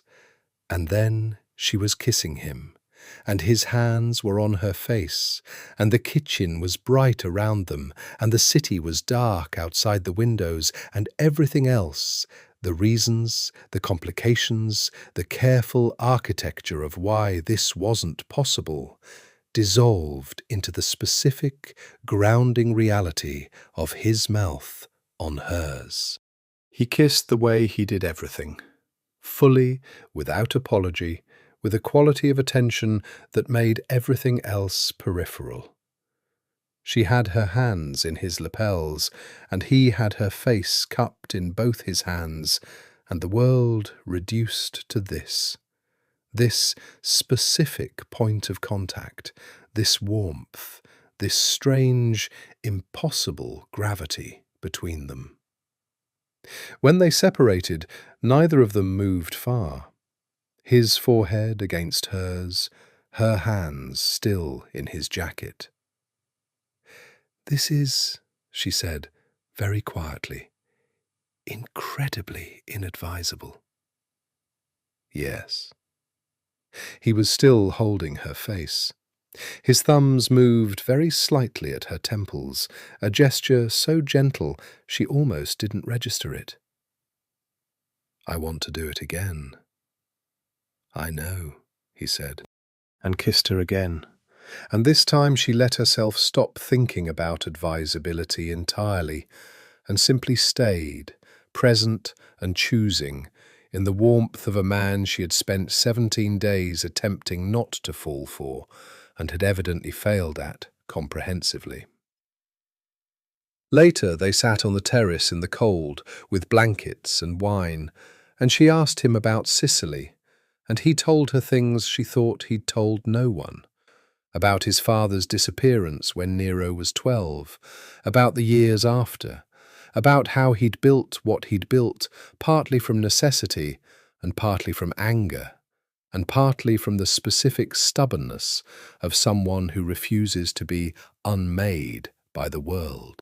She told him about the DA's office, the years she'd spent believing in institutional justice, and the specific, grinding way that belief had worn thin without quite breaking, until she'd moved to private practice and told herself it was pragmatism rather than disillusionment. "You still believe in it?" he said. "The line, the rules." "Yes." She didn't hesitate on this. "I do." He looked at her. "Even now?" "Even now." She held his gaze. "That doesn't change." "I know. He said it simply. It's one of the things I... He stopped. The night was very clear, a cold April clarity. Don't change, he said instead of whatever he'd almost said. But she heard it beneath, the word he'd rerouted around, and she filed it away in the part of herself where she kept the things too important to examine directly. The next morning, he was different.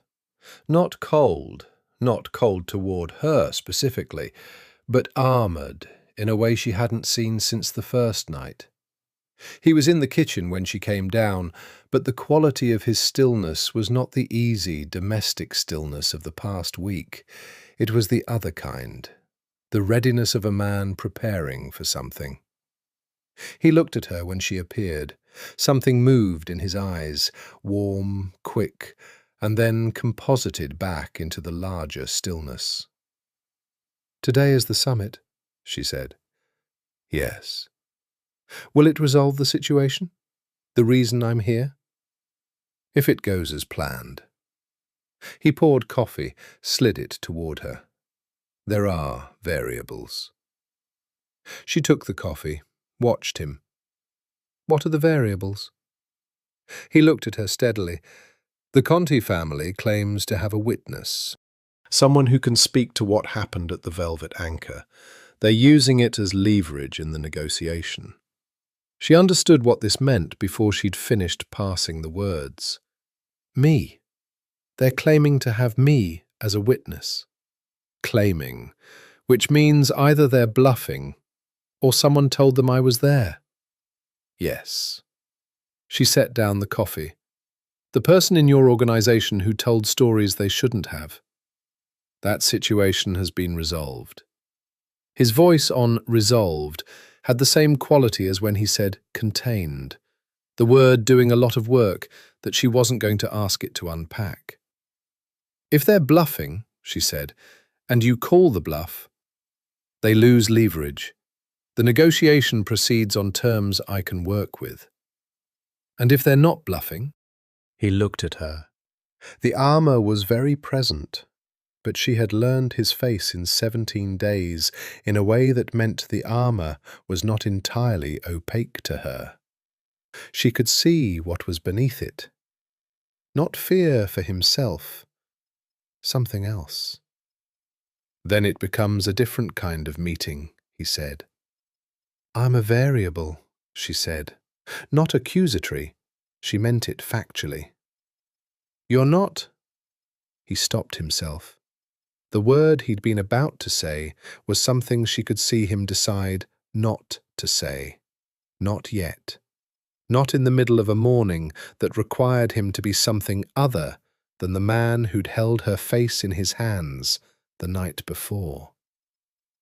"You're not a variable to me," he said instead. "But to the people in that room today, yes. I need you to understand this so that you understand why, today specifically, I need you to be exactly where I can reach you." She nodded. "I'm not going anywhere." He looked at her. "You keep saying that. I keep meaning it." She paused. "Be careful." The armour shifted. Something very private crossed his face, something that she had come to understand was the highest level of feeling this man could express in daylight, in a kitchen, before a meeting that might determine the next phase of his life. "I will be back," he said. "I know." She said it with the certainty she felt. He was gone by 9. She worked. She forced herself to work. The Marchetti case had become, in the context of everything she'd learned, a different kind of document, with different undertones that she had to carefully quarantine from her professional obligations. She was a lawyer. She had a duty to her client. What she knew and what she was allowed to know were two different things, and she was going to have to disentangle them very carefully when she got back to her life. When she got back. She noticed the syntax. When, not if. At 3 in the afternoon, Rosa brought her tea without being asked. This was unusual. "Is everything all right?" Fiora asked. Rosa's composure was perfect, as always, but she held the teacup slightly longer than she needed to. "These meetings sometimes run long," she said. "How long?" "He's always come back," Rosa said, which was not an answer to the question she'd been asked. Fiora understood what this was. Rosa had worked for this man for how long? She didn't know, but long enough that she'd arranged her emotional economy around his returns and absences with the practiced endurance of someone who'd learned not to count hours. The care in her eyes when she mentioned him was the care of long proximity to a person you've watched navigate a dangerous world. "He's good at what he does," Fiora said. Rosa looked at her with something sharp and warm simultaneously. "Yes," she said, "and he's been better lately." A pause that was not quite weighted with implication. "Sleep is a factor." Fiora didn't say anything, but she didn't look away either, and Rosa's small, precise smile said she'd understood whatever she needed to understand. He came back at 6. She heard the elevator.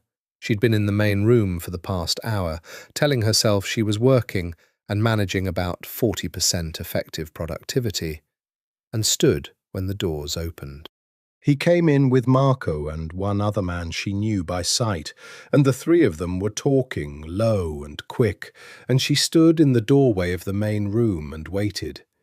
He saw her, stopped talking, crossed to her in 3 strides, and, in front of Marco, in front of the other man, with complete disregard for audience, put one hand on the side of her face and looked at her. She put her hand over his. "You're back." "The situation is resolved," he said. And then, quietly, with a precision that told her he'd been composing this since approximately 3 in the afternoon, "The threat to you has been neutralized. You can leave." She heard this. She processed it. She held his hand against her face for a moment longer. "You said I can leave," she said. "Do you want me to leave?" His eyes. Those dark, careful, entirely unguarded eyes. "No," he said, "I don't want you to leave." She leaned into his hand. "Then I'm not leaving. Not yet." She paused. "But we need to talk about what this actually is. Tonight. Tomorrow. Without—" She glanced at Marco, who was suddenly very interested in his phone. "An audience." "Tomorrow," he agreed, and brought his forehead down to hers, there in the entryway of his apartment, with his colleagues pretending not to watch, and she felt him breathe once, deeply, like a man releasing something he'd been holding all day. She called Asher the next morning. Nero arranged it, handed her a phone, unlocked, without conditions attached, and left the room. She understood what this was, not just access, but trust. A gesture that said, "I'm not managing you." Asher answered on the second ring, and the sound of her voice, bright, familiar, carrying the mild panic of someone whose boss had been unreachable for nearly 3 weeks, made Fiora's eyes sting in a way she absolutely did not permit to proceed further. "Fiora, oh my God, your parents have been calling me." "I'm fine." She made her voice steady. "I'm so sorry, Asher. It was a family situation. It's resolved." This was technically true, in ways she was not going to elaborate on. "How are the cases?" "Manageable, barely. The Marchetti deposition was rescheduled. Opposing counsel was actually understanding, which I've never experienced before. Your father has called 7 times. A pause. "Fiora, are you actually okay?" "I'm actually okay." She looked out the window at the lake, cold and enormous and deeply Chicago. I'm going to take a few more days. Then I'm back. I'll explain what I can. What you can. A careful pause. Okay. Asha was many things, but she was not someone who required information she'd been signalled not to pursue. The Marchetti case. There's a complication you should know about.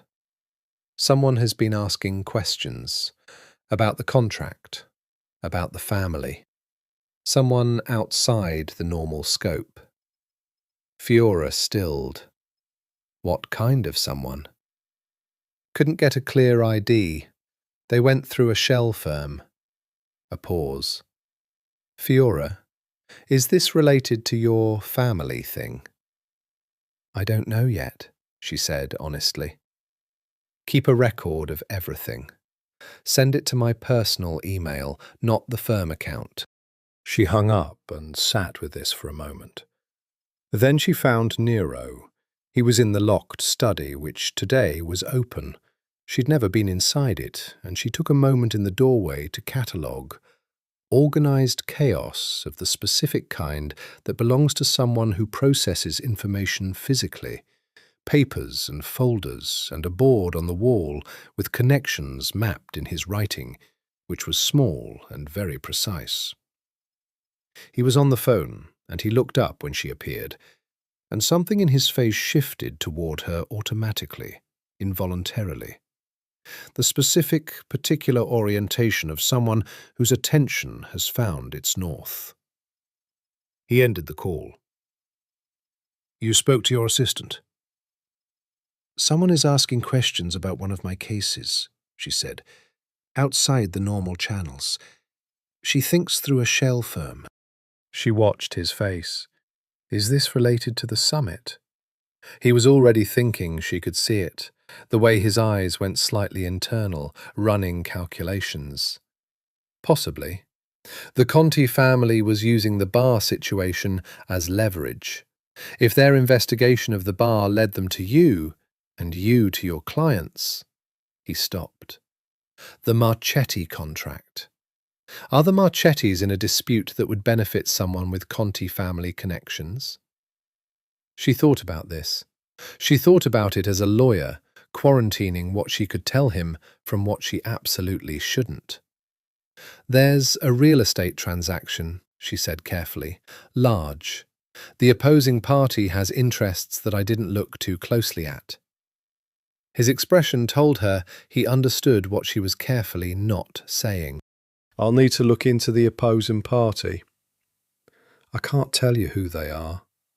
I know, he paused, but I might already know anyway.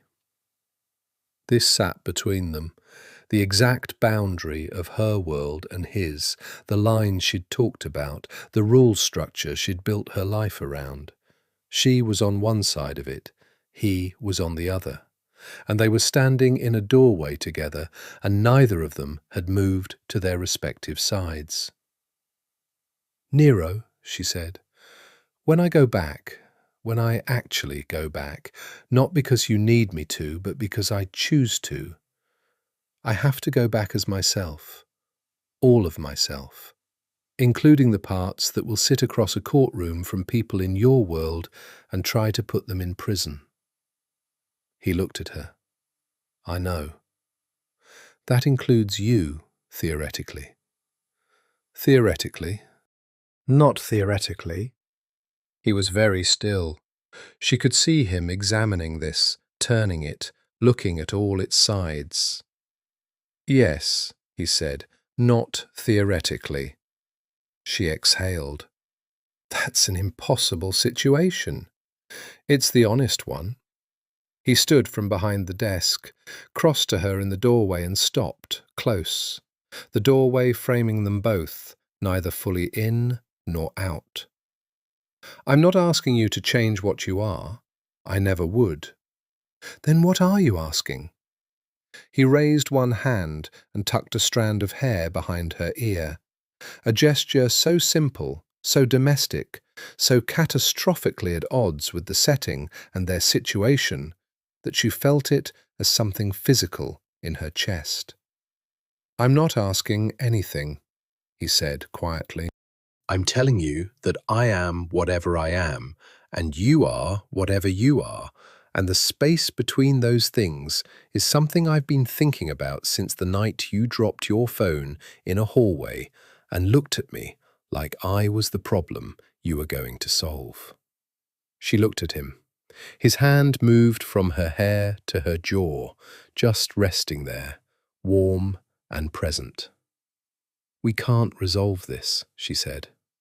"Not today," he agreed. "Maybe not ever. Maybe not." He didn't look away. "Are you leaving today?" She held his gaze for a long time, thought about her apartment, her cat, Asher's voice, the Marchetti deposition, the ordinary structure of her life, and how she had been so certain 3 weeks ago that it was sufficient. "Not today," she said. Something in his face, that fractional, devastating shift. The amber in his eyes. "Then tomorrow we figure out the Marchetti situation," he said, "and the day after that we figure out something else." "One day at a time," she said. "That's how most things are built." She put her hand on his chest, over the precise center of it, felt his heartbeat, steady, strong, like everything else about him. He covered her hand with his.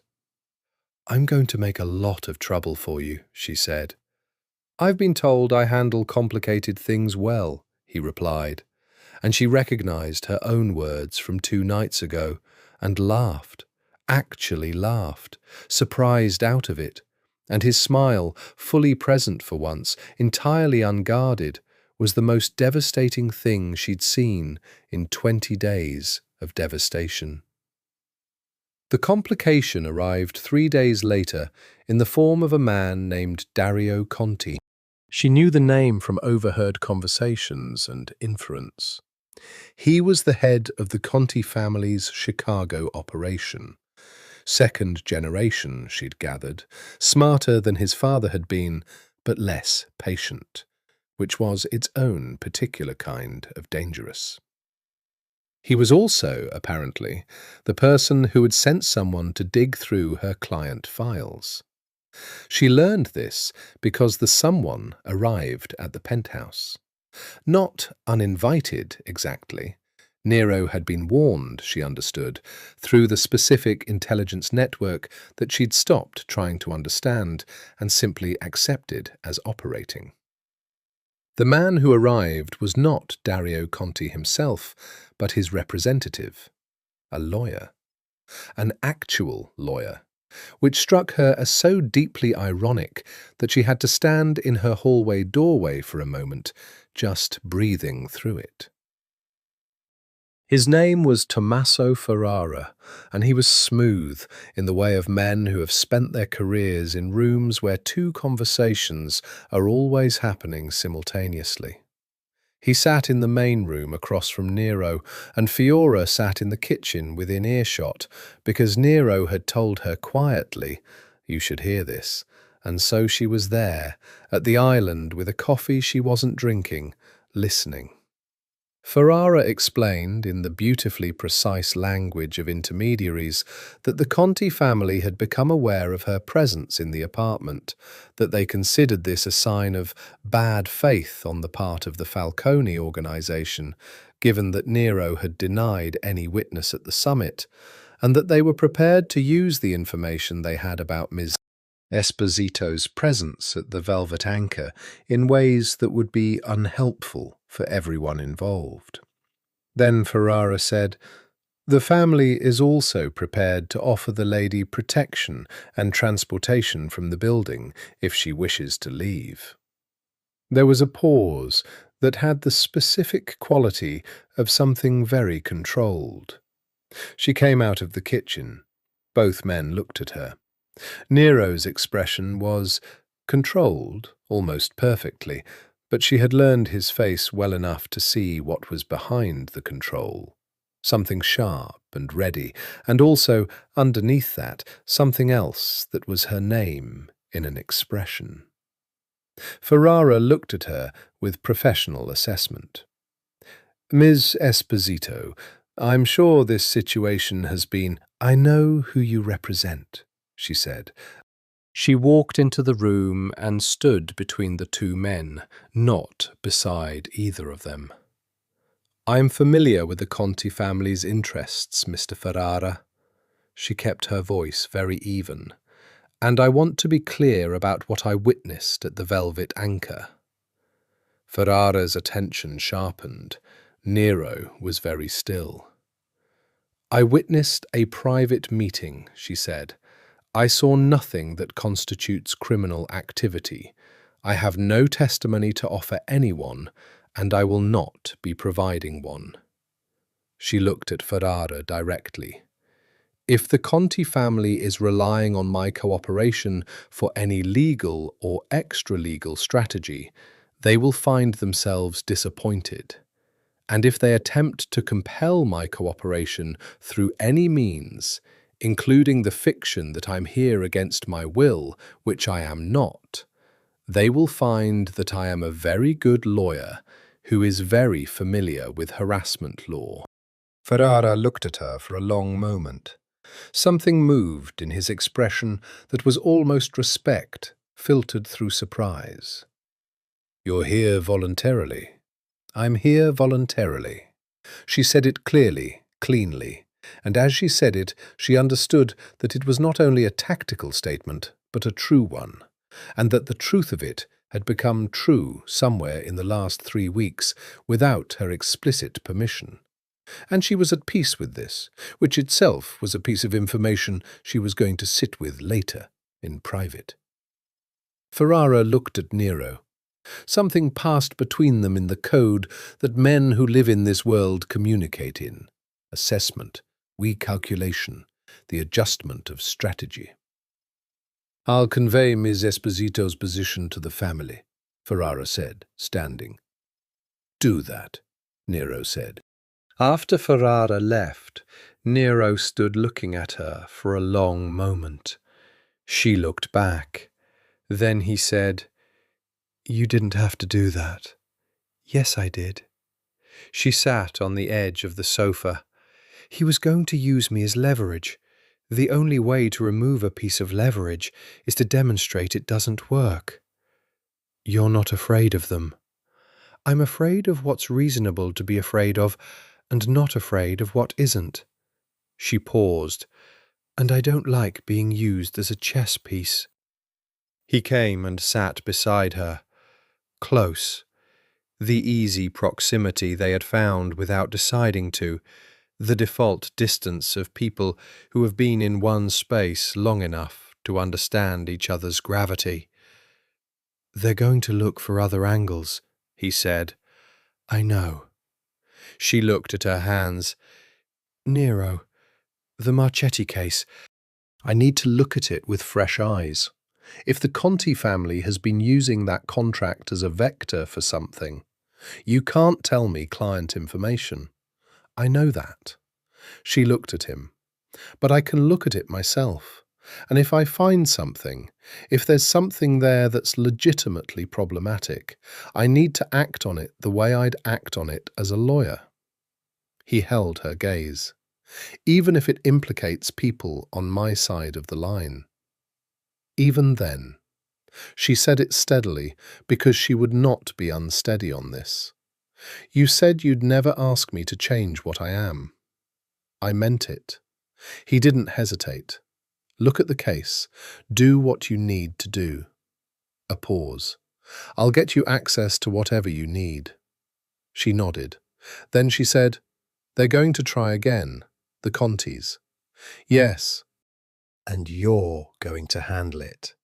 Yes. In your way, he looked at her. In my way.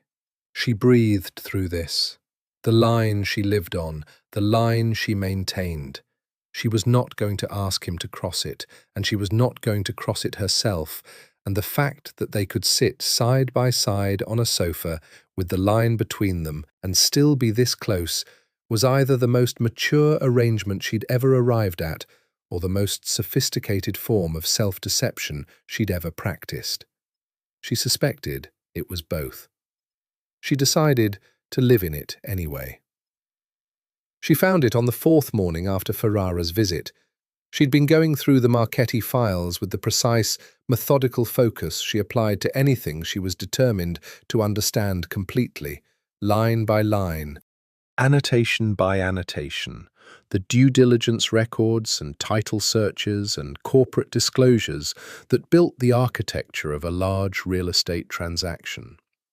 The opposing party's primary holding company was registered in Delaware, which was not unusual. The beneficial ownership disclosure was minimal, which was also not unusual. But the beneficial ownership disclosure referenced a secondary entity registered in the Cayman Islands, and that entity, when she traced it through the public filings available to her, interlocked with a third entity in which she recognized, not a name exactly, but a pattern, a structure. The specific way that certain funds moved when the people moving them needed them not to be traceable. She sat very still for a long time. She was a good lawyer. She had worked for the DA's office. She knew how to read these structures, and she knew what they meant. And the one thing she was certain of was that her client, the Marchetti family, had entered a real estate transaction with a counterparty that was, at a minimum, using the transaction to move money, and at maximum was doing something significantly worse. The problem was what to do with this. She could not tell Nero. Client confidentiality was not conditional on circumstances. She could not tell him not only because of professional ethics, but because of something more personal. Because she was not going to become someone who used her legal knowledge as currency in his world, and she was not going to do it for him any more than she would do it against him. What she could do was call a colleague.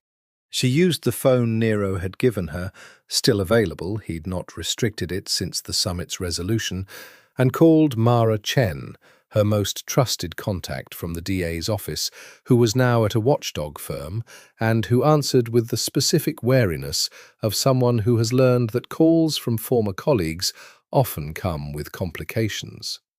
"Fiora, you've been hard to reach." "Family emergency. Mara, I have a hypothetical." Mara was good at hypotheticals. They talked for 40 minutes, carefully within the specific language of professional privilege and hypothetical scenario, and by the end Fiora had a clearer picture of what she needed to do and a referral to someone at the FBI's Financial Crimes Unit who could receive information from a lawyer without requiring immediate disclosure of its source. She found Nero in the study when she was done. "I need to do something," she said, standing in the doorway. "I can't tell you what it is or why, but I need you to understand that it's something I have to do as a lawyer, and it doesn't—" She paused. "It doesn't put you at risk, as far as I can tell."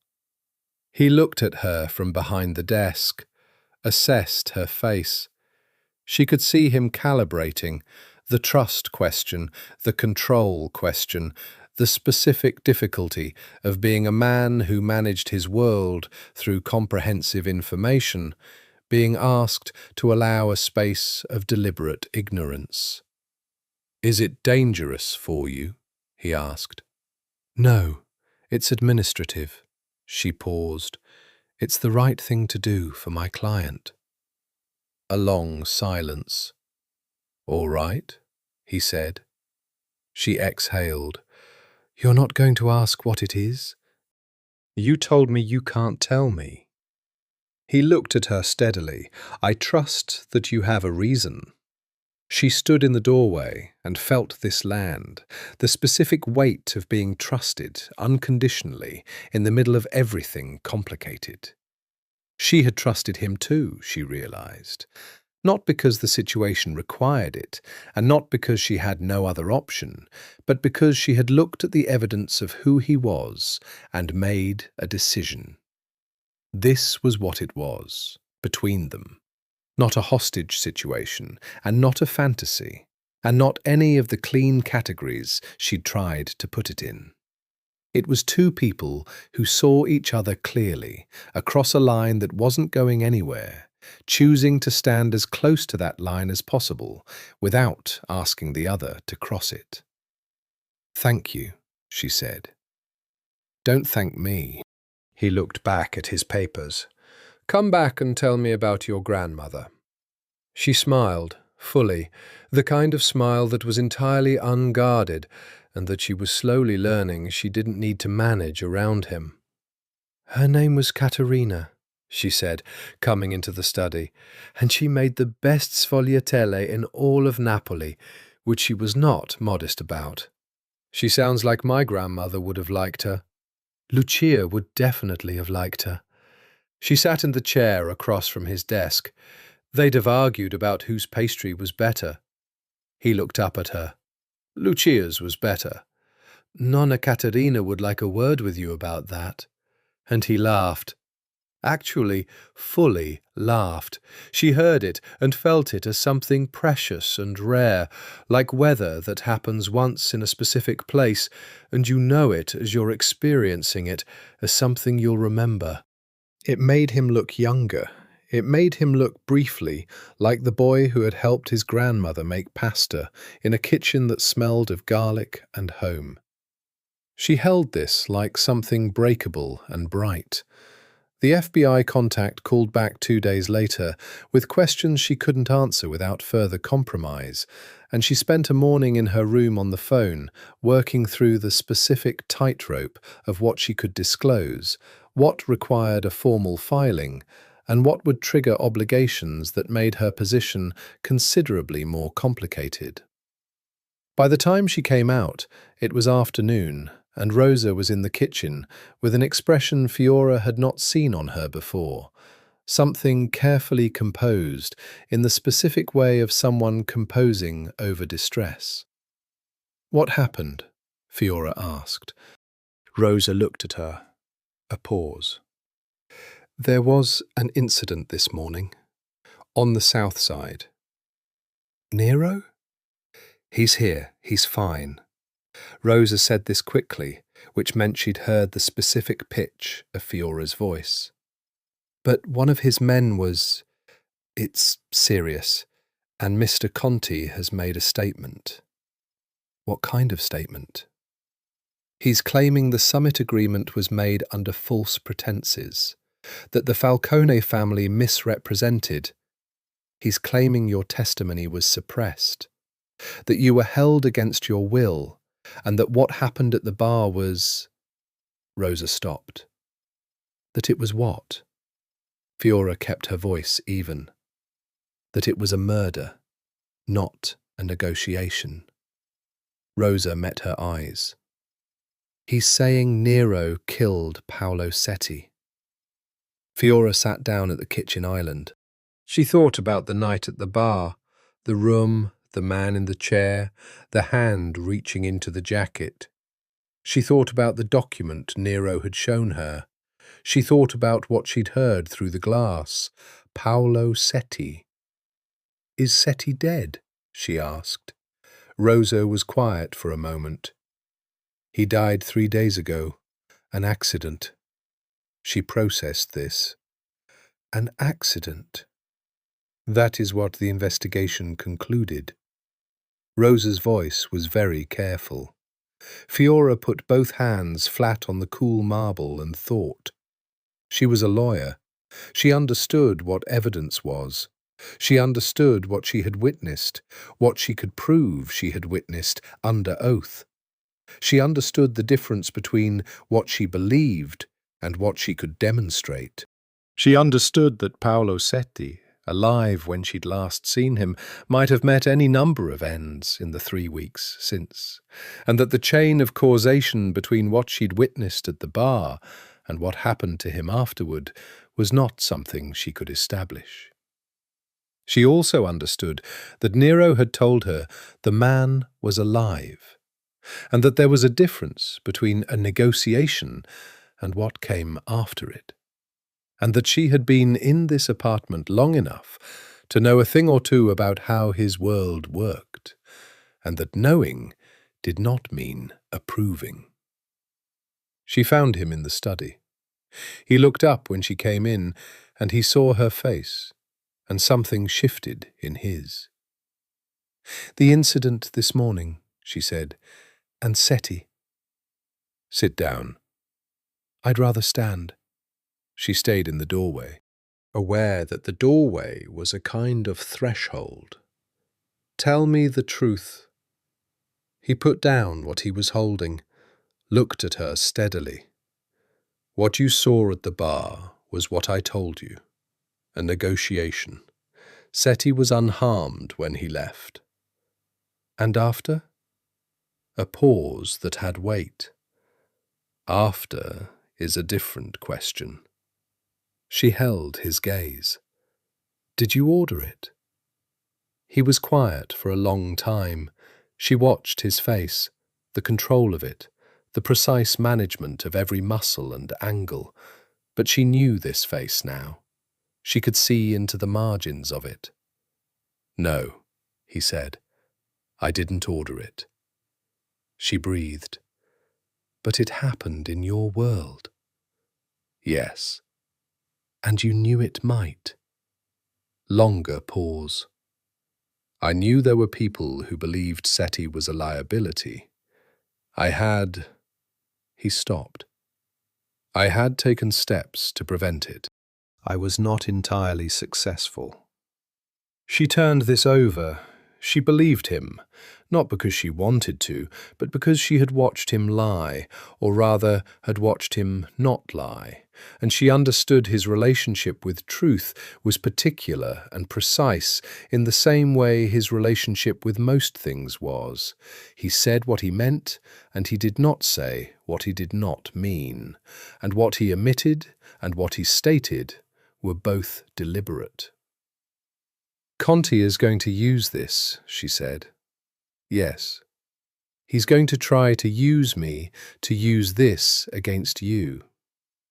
"He'll try." She stood in the doorway and looked at the man across the desk, the man who had made her coffee for 20 days and read The Leopard on the sofa and laughed at something she'd said about her grandmother's pastry and held her face with the hands of someone afraid of breaking something already precious to him. "I can't protect you from a legal case," she said. "I want you to understand that. If there is a legal case to be made, I know. My obligation, I know what your obligations are, Fiora." He said her name with the specific weight he always gave it. "I've never asked you to violate them."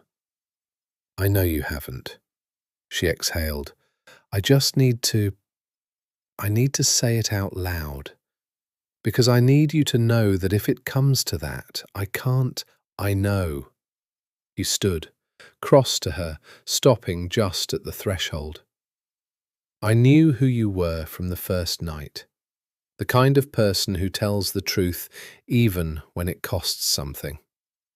He paused. "It's one of the things—" He stopped himself the way he sometimes did, pulling something back before it fully emerged. She finished it for him anyway, quietly. "I know." He looked at her. His hand came up to her hair, the familiar gesture, tucking it back, a gesture that had become a ritual, that had become a language. "We're going to have to be very careful," she said. "We're going to have to be very careful," he agreed, "and we're going to have to trust each other." "I do," she said. "I don't entirely know what to do with that." "Neither do I," he said, with the honesty of someone acknowledging a country he'd never intended to live in. "But here we are." "Here we are," she said. She had been in the penthouse for 23 days when Dario Conti's people made their move. She was on the terrace. Spring had decided to arrive properly now, the lake sending something almost warm toward the building, the city softening at its edges, when Marco appeared with an expression that compressed 20 minutes of information into a look. "We have a situation," he said. The situation was someone had gone to the Chicago Tribune with a story, an anonymous source. The story was that Fiora Esposito, attorney at law, had been held against her will in the penthouse apartment of Nero Falcone, known Chicago crime figure, and that she was being used to obstruct a witness in a federal investigation. The story was not accurate in any of its particulars, and it would still, she understood, be deeply damaging to everyone involved. Nero was already on the phone when she came inside.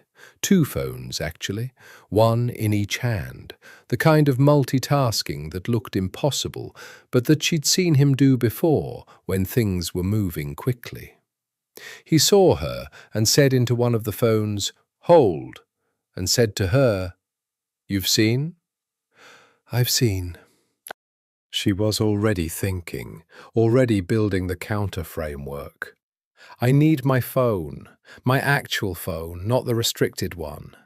He looked at her for a half-second, then nodded to Marco, who disappeared. "My firm is going to be called for comment," she said.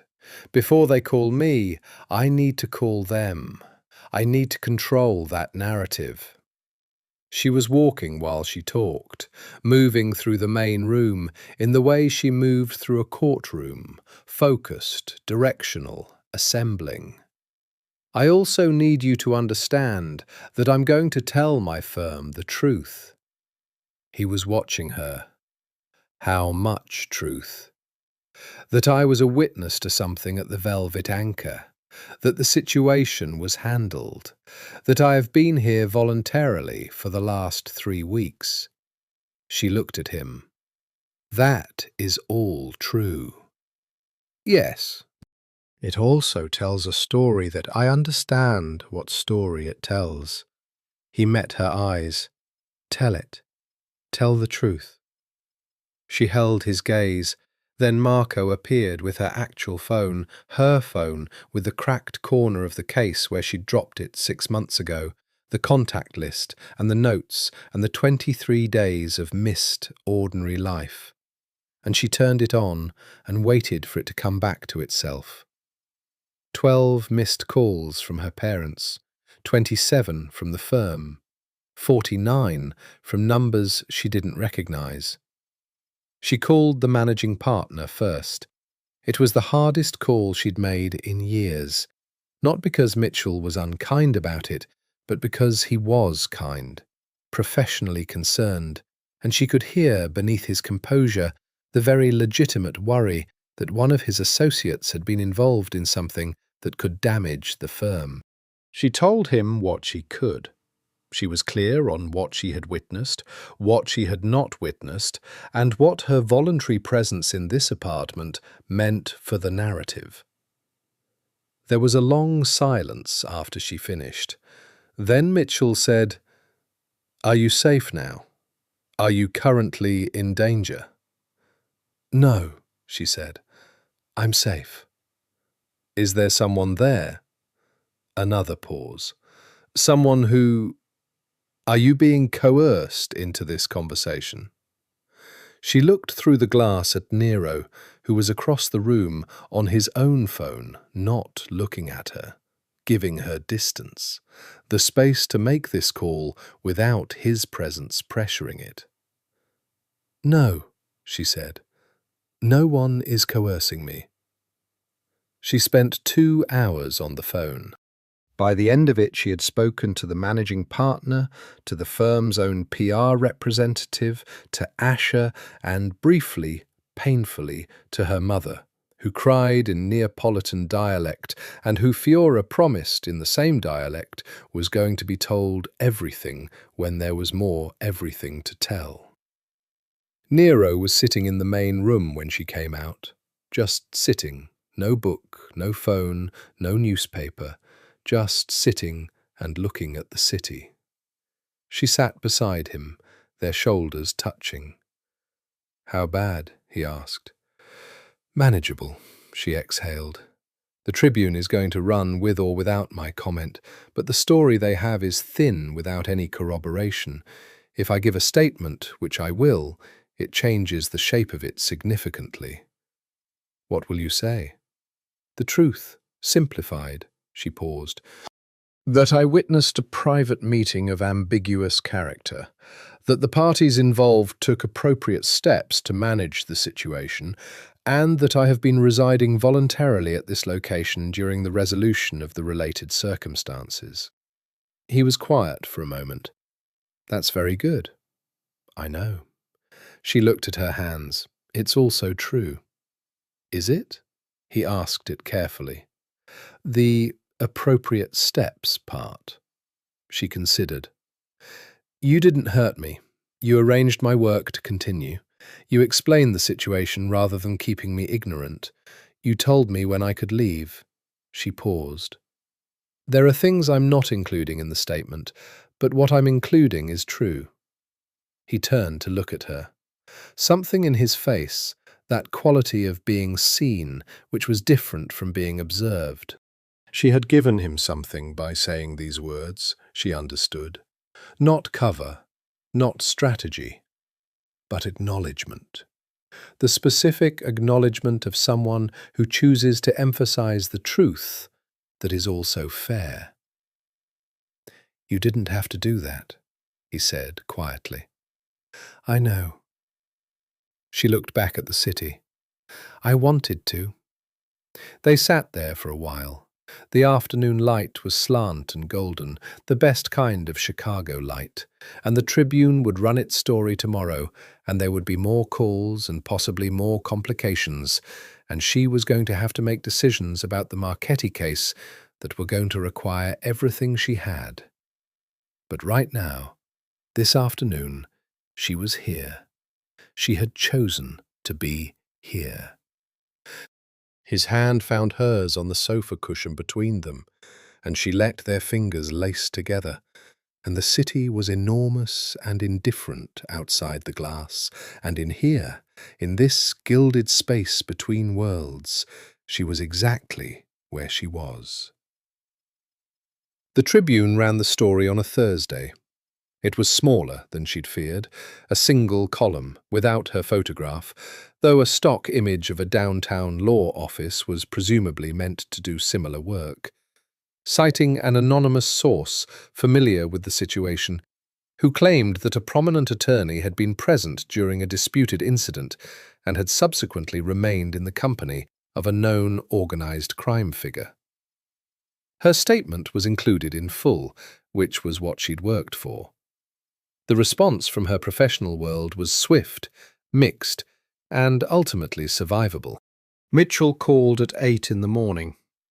It's going to be fine, he said, in the tone of someone who has assessed a situation thoroughly and chosen to believe his own assessment through an act of will. Half the city's lawyers have done stranger things. The statement is good. I want you back in the office Monday. I'll be there Monday, she said. She sat with this for a moment after the call. Monday. 4 days.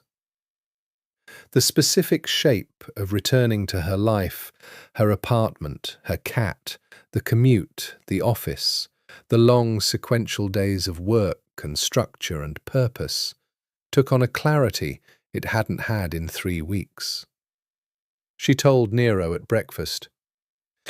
He had made coffee and eggs. He cooked more than she'd expected, quietly and well, in the way of someone who found the activity grounding. And he listened to her say it with the full stillness of someone receiving information they've been waiting for and preparing for, and still find difficult when it arrives. Monday, he said. Yes. He put down his coffee. Looked at the window rather than her for a moment, the lake clear and enormous in the morning light. I want to say something, he said. She waited. I've been thinking about what comes after this, he said. About what we would be outside of this apartment, outside of the specific situation. He paused. I don't have a framework for it. Neither do I. She kept her voice steady. There's no manual for this. No, he looked at her. But I don't want it to end here. With you leaving and both of us going back to our respective sides of a line that neither of us chose. He said it carefully, not dramatically, the way he said most important things, as a statement of facts rather than a performance of feeling. It's not going to be easy, she said. No. There will be conflicts, cases, things where what you do and what I do are directly opposed. I know. I will not compromise myself for you. She said this cleanly, needing it said. Not for anyone. That's not who I am. I know who you are. He met her eyes. I know because you told me. The second day you were here, when you looked at me across a kitchen island and said, I am going to find a way out of this. You have been you, consistently, the entire time, even when being you was inconvenient for both of us. Something moved in his expression, the full warmth of it, uncalibrated. I don't want you to be anyone else. She looked at him. 23 days of knowing him, of maps made from fragments, evidence assembled from observation, the specific, strange, detailed intimacy of forced proximity that had become something else entirely. I want to see you, she said. After Monday, when I'm back in my life and you're back in yours. Yes. Immediate, no hesitation. It's going to be complicated, he said. Yes, I live in complicated. A pause. So do you, I've noticed. She laughed. The morning light was clean on the marble of the kitchen island, and his hands were wrapped around his coffee cup, and 23 days were behind them, and everything else was ahead, and she was not afraid of it. I have one condition, she said. Name it. Honesty. She held his gaze. I need to know when there are things you're not telling me. Not the content. I understand there are things I can't know and shouldn't know. But I need to know the shape of what's withheld. I need to know when to not ask. He looked at her for a long moment. She could see him measuring this, taking it seriously, understanding what she was actually asking, not for transparency, which wasn't possible, but for the specific kind of honesty between people who live in different worlds and choose each other anyway. Yes, he said, I can do that. And in return, she said, when I'm working on something that creates a potential conflict, I will tell you the same. Not the content, the shape. He nodded slowly. Yes. She reached across the island, put her hand over his on the coffee cup. He turned his hand immediately, the way he'd learned to, the way she'd learned he would, fingers closing around hers with the specific warmth that had become as familiar as anything in her life. Monday, she said. Monday, he agreed. And Tuesday? Something shifted in his face, that smile, the real one, the one that changed everything. Tuesday I would like to take you to dinner. Somewhere that isn't this kitchen. A pause. Somewhere public. She registered what this meant in his world, the deliberate choice of visibility, of presenting her in a setting where the gesture was legible to people who read his gestures for meaning, a declaration of something, not a secret. Somewhere with very good pasta, she said. I know a place. Of course you do. She squeezed his hand, sat for a moment in the warmth of the kitchen and the morning and the specific, unlikely gift of this person looking at her across a counter with everything he was in his eyes. "For what it's worth," she said quietly, "I'm glad I dropped my phone." He looked at her. "For what it's worth," he said, "so am I." She left on a Sunday morning. Rosa packed the clothes, her original clothes, cleaned and pressed, returned as if the past 24 days had been a very strange hotel stay, along with several items from the wardrobe that Rosa said were purchased for you anyway, in a tone that did not invite argument. Her bag was returned, her keys, her phone with its cracked case and its backlog of ordinary life waiting to be resumed. She stood in the main room while the bag was brought to the elevator, and she looked at the apartment. The Persian rugs, the books with their worn spines, the terrace where she had mapped the city from a distance for 3 weeks, the kitchen counter where she had eaten breakfast with the most dangerous and most human man she'd ever met. The room held the shape of what had happened in it, the way rooms do, the angles of furniture, the quality of light, the specific silence of a space that had witnessed something. Nero walked her to the elevator. They stood in front of the closed doors, and he was in his customary dark clothes with his customary precise stillness. But the stillness was different today, charged, controlled, containing something that required containment. "My number," he said, and gave her a card, plain white, nothing but a phone number. She took it and put it in her coat pocket. Their fingers brushed. "The public phone," he said. "There's another one for—" He paused. "For when things are complicated." "How will I know when to use which?" "The first one is for dinner on Tuesday." A pause. "The second one is for when someone tries to kill me." She looked at him. "Has that happened recently?" "Several times. I'm still here."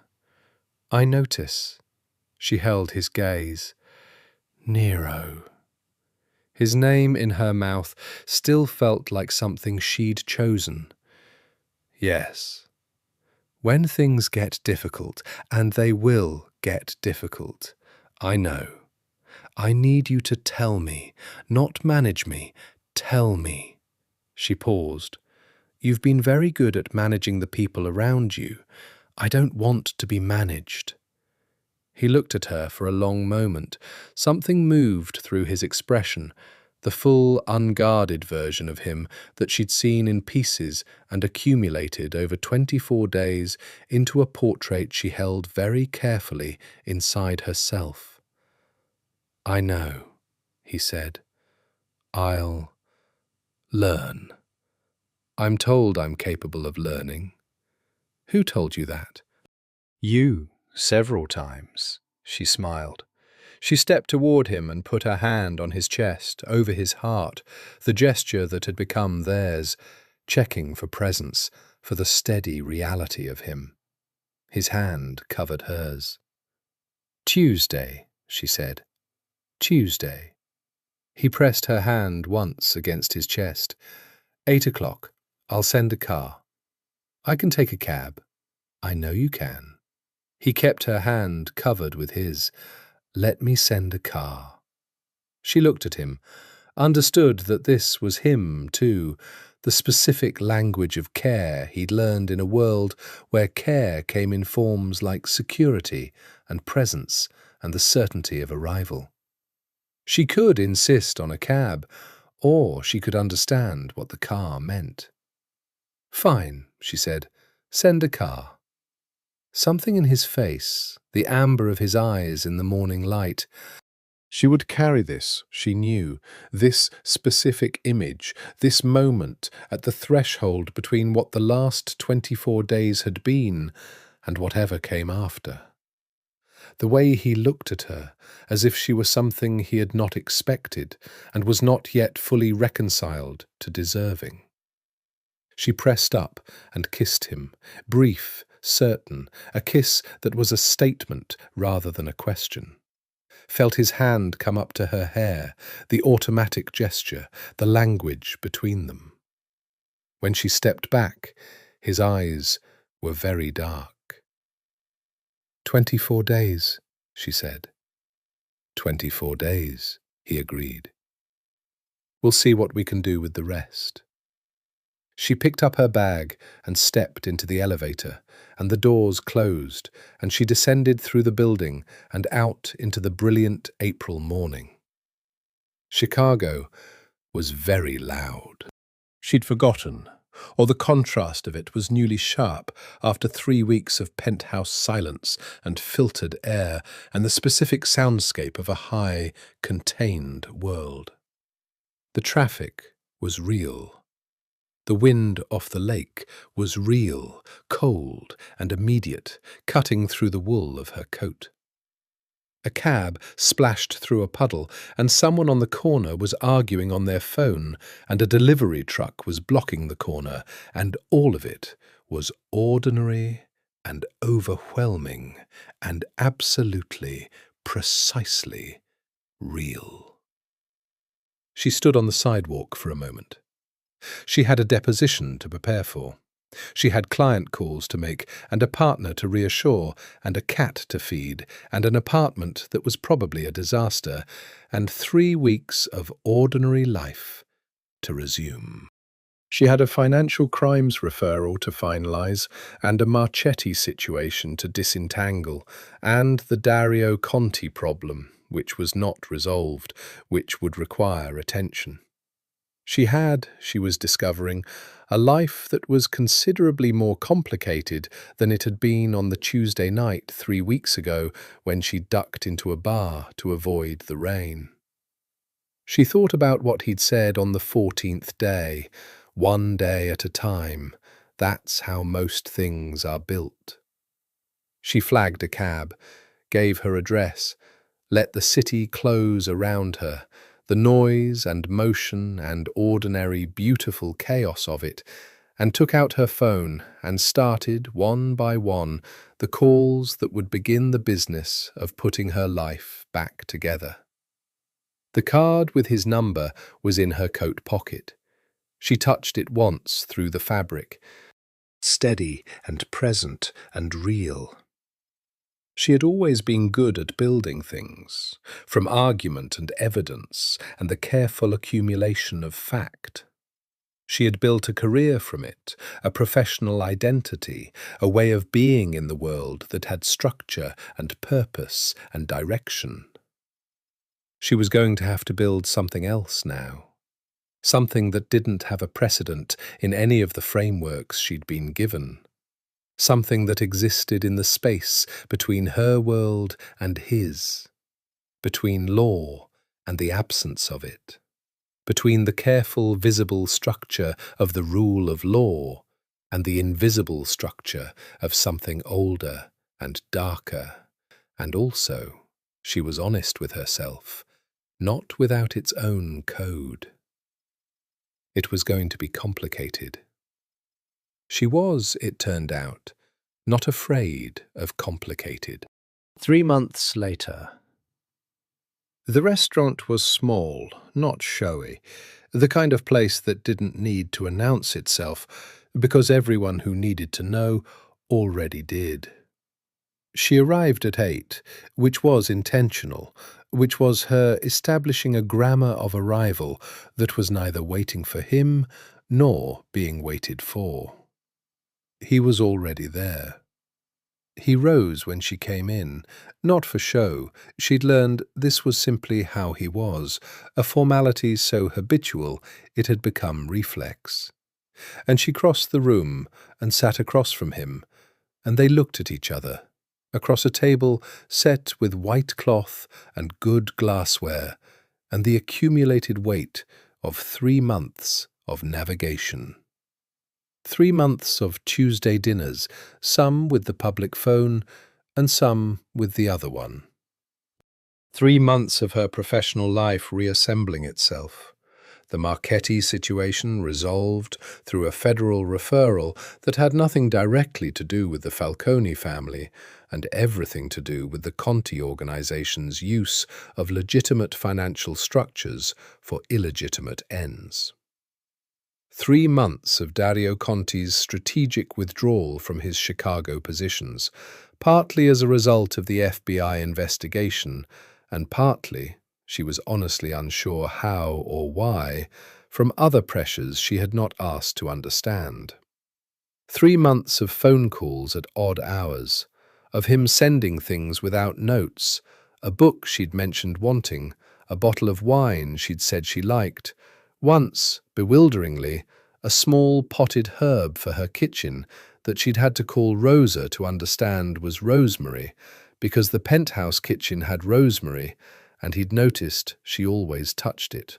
3 months of being someone she hadn't been before, more alert, more present, more conscious of the difference between the life she'd been living and a life that was actually lived. "You look well," he said.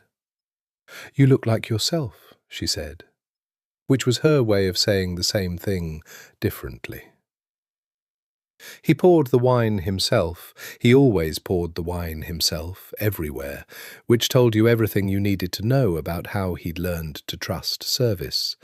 And she watched his hands, which she had memorized by now, the precise way he held things. "My lawyer," he said, with a quality that was not possessive but something else, a specific warmth that she had come to understand meant something that he had not yet said in words. "I'm not your lawyer," she said. "No," he agreed. "You are decidedly not my lawyer." He held her gaze. "You're something I don't have a word for." She smiled. "Work on it." "I have been." He lifted his glass. "It's a work in progress."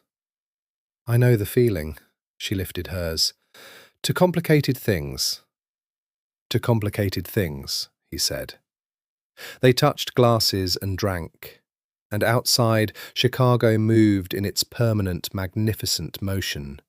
And the restaurant was warm, and across the table from her was a man who had started as the worst mistake she'd ever made, and had become something she was still finding language for. Something that had no clean category, but that was present and real and chosen by both of them every day.